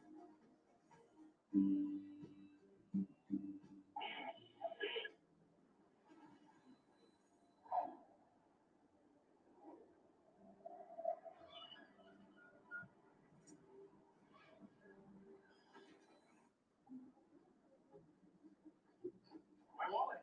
It's gone. Not getting that back. I still so naked without it. Don't stress. Little Hero branch will print you a new debit card on the spot. Thanks. No problem. It was crazy how clean these things are.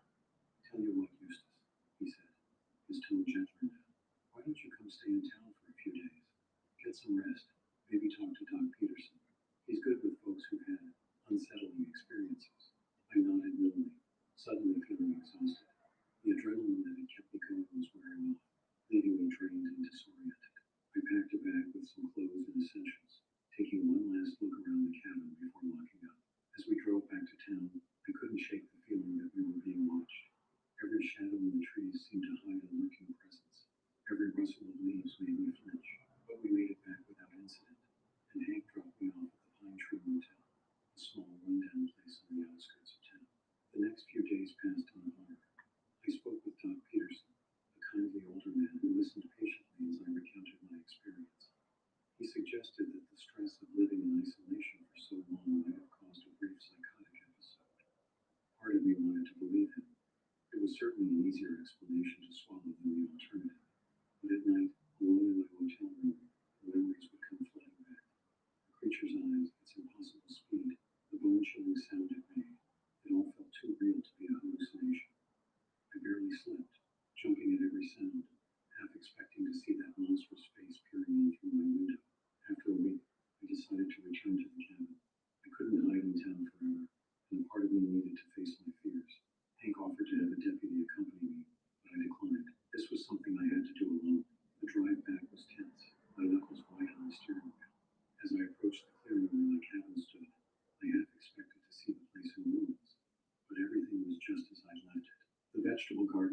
so hard on was overgrown with weeds, but otherwise, the property looked peaceful.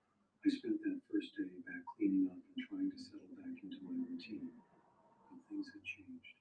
The forest that had once been my sanctuary now felt oppressive and threatening. Every snapping twig made me jump. Every shadow seemed to hide potential danger. Nights were the worst. I'd lie awake, staring at the ceiling, straining to hear any sound that might indicate the creature's return. I started sleeping with my rifle next to the bed, though deep down I knew it would be little use against whatever I had encountered. Weeks passed, then months.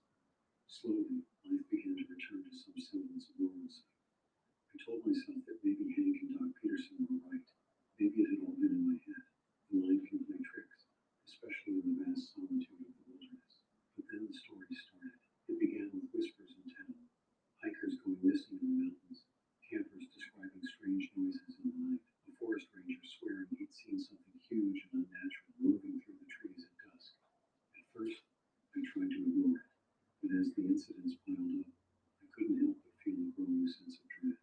Whatever I had encountered that night, it wasn't gone, and I wasn't its only target. The breaking point came when they found the bodies. 3 hikers, experienced outdoorsmen, discovered mauled beyond recognition in a remote part of the forest. The official report blamed it on a bear attack, but I knew better. The claw marks, the way the bodies had been torn apart, it matched what I had seen that night. That's when the dreams started. Vivid nightmares of being chased through an endless dark forest by something I couldn't see but could feel breathing down my neck. I'd wake up in a cold sweat, heart pounding, the creature's screech echoing in my ears. I tried to warn people. I went to Hank, to the Forest Service, even to a local newspaper, but no one believed me. To them, I was just the crazy hermit, spinning tales to get attention. Some even suggested I might be responsible for the missing hikers, that my delusions had driven me to violence. It became clear that I couldn't stay. The cabin, once my refuge from the world, had become a prison.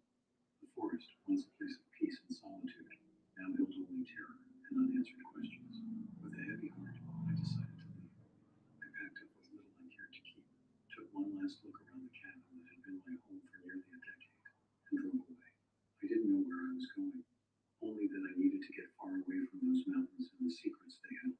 I ended up back in Chicago, of all places. The noise and bustle of the city that had once driven me to seek solitude now provided a strange comfort. Here, surrounded by millions of people, I could almost convince myself that what I had experienced wasn't real. Almost, but late at night, when the city quiets down and the shadows grow long, I still hear it sometimes, that eerie, inhuman wail echoing through my memories. And I wonder, with a shiver running down my spine, if it's still out there in those mountains, waiting, watching, hungry. I tried to move on with my life. I found a job, made some friends, even started dating again. But a part of me will always be in those woods, forever changed by what I encountered. Sometimes I think about going back, about facing whatever is out there, finding proof to validate my experience. But then I remember those eyes, that face, and the terror grips me anew. So I stayed here, in the safety of the city, trying to forget. But I know that somewhere out there, in the vast wilderness of the Cascade Mountains, something is lurking, something beyond our understanding, beyond the realms of what we consider possible. And if you ever find yourself in those mountains, remember my story. Stay alert, stay safe, and if you hear an eerie wail echoing through the trees, don't dismiss it as the wind or your imagination. Run, run as fast and as far as you can, because the alternative, well, let's just say there are some things in this world that man was never meant to encounter, and once you've seen them, you can never truly unsee them. This is my story, my truth. Believe it or don't, that's up to you. But remember, the next time you're alone in the wilderness and you feel that prickle on the back of your neck, that sense of being watched, you might not be as alone as you think.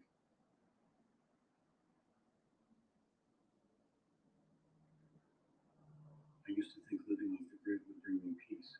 My name's Wiley Simmons, and back in 1993, I packed up my life in Atlanta and moved to a remote cabin deep in the Appalachians. No fun, no neighbors, just me, my dog, Precious, and the wilderness. It wasn't an escape, really, more like a retreat. Life in the city had its pressures, and I needed a breather. I remember the day I arrived at my new home like it was yesterday. The cabin was nestled in a small clearing surrounded by towering pines and old oaks. It was nothing fancy, just a simple log structure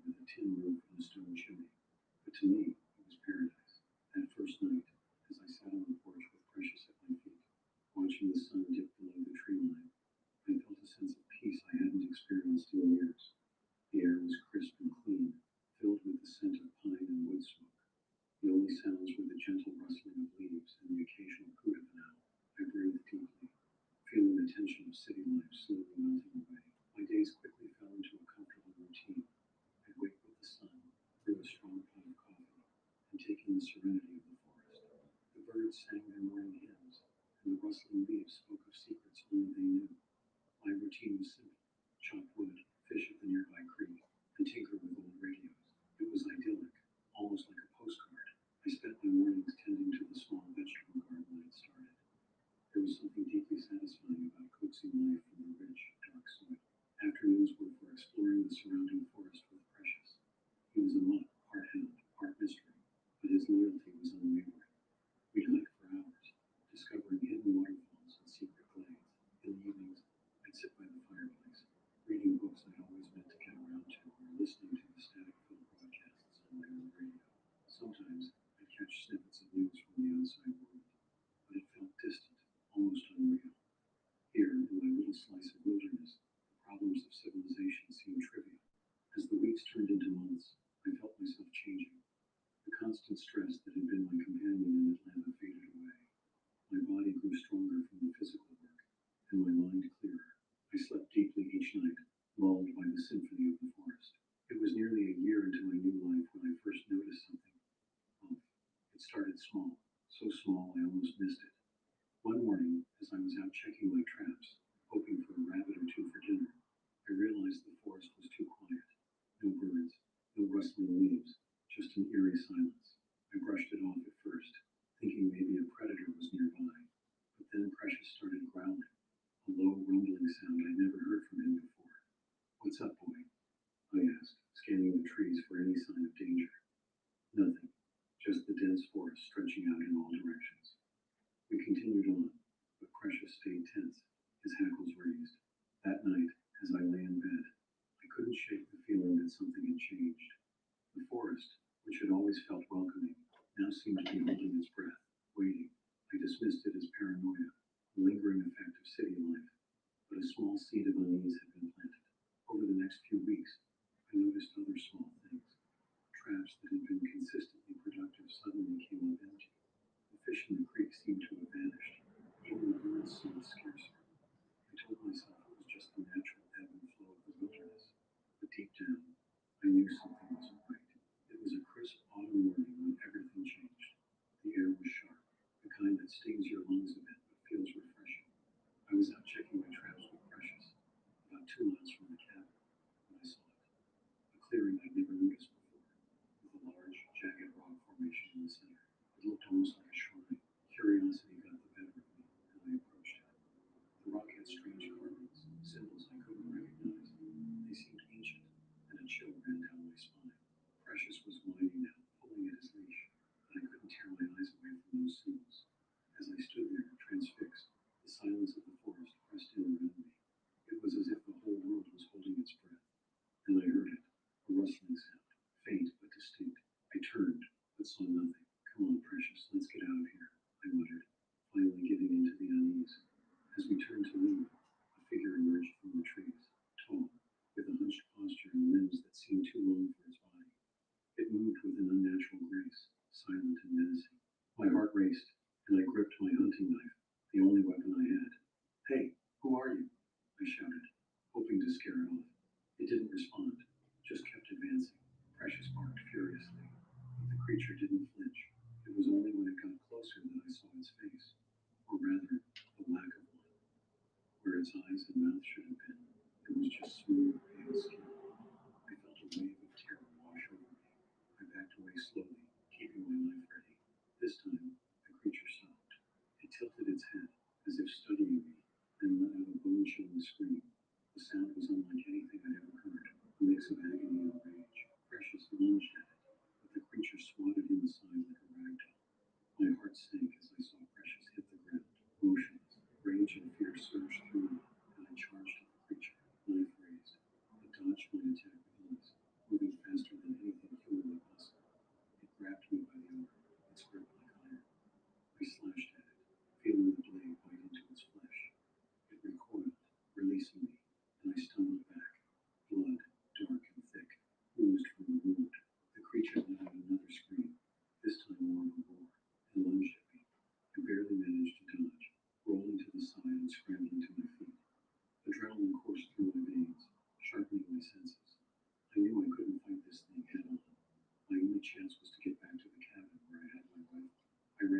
faster than I'd ever run before. The creature was right behind me, its footsteps unnervingly silent. The cabin was in sight, but I could feel the creature gaining on me. I burst through the door, slamming it shut and bolting it. I grabbed my rifle from the wall and turned just in time to see the creature's arms smash through the window. I aimed and fired, the sound of the gunshot echoing through the cabin. The creature recoiled, but it wasn't enough to stop it. I fired again, this time hitting it square in the chest. It let out a deafening shriek and collapsed, twitching on the floor. I didn't wait to see if it was truly dead. I ran to Precious, who was still lying outside. He was breathing, but barely. I carried him inside, barricading the door and windows as best as I could. My heart was pounding, my mind racing. What the hell had I just encountered? The rest of the day was a blur. I tended to Precious's injuries, praying he'd pull through. I kept the rifle close, constantly on edge, waiting for the creature to return, but it never did. Night fell, and the forest seemed to come alive with sounds I'd never noticed before. I couldn't sleep. Every creak, every rustle, set me on edge. I sat by the window, watching the tree line, waiting for any sign of movement. As dawn approached, I finally let myself relax, if only a little. Precious was still alive, though weak. I knew I had to get her to a vet, but the nearest town was a good hour's drive away, and there was no guarantee that creature wasn't still out there. I decided to wait until full daylight before making a move. The first rays of sunlight brought a small measure of relief, but I couldn't shake the feeling of being watched. I loaded Precious into my truck, keeping my rifle within reach. The drive to town was tense. Every shadow, every movement in the trees made my heart race. I kept checking the rearview mirror, half expecting to see that faceless creature following us, but the road remained empty. We reached the vet, and Precious was taken in for treatment. I tried to explain what happened, but the vet just looked at me like I was crazy. I couldn't blame him. It sounded insane even to me. I left Precious in their care and drove to the sheriff's office. Sheriff Maynard was an old friend, someone I knew I could trust. I told him everything, from the strange clearing to the faceless creature. He listened, his expression growing more serious with each word. When I finished, he leaned back in his chair, his eyes thoughtful. These are the faces behind our flavors. Every ingredient, every person is essential to a flavorful future. McCormick, standing together for the future of flavor.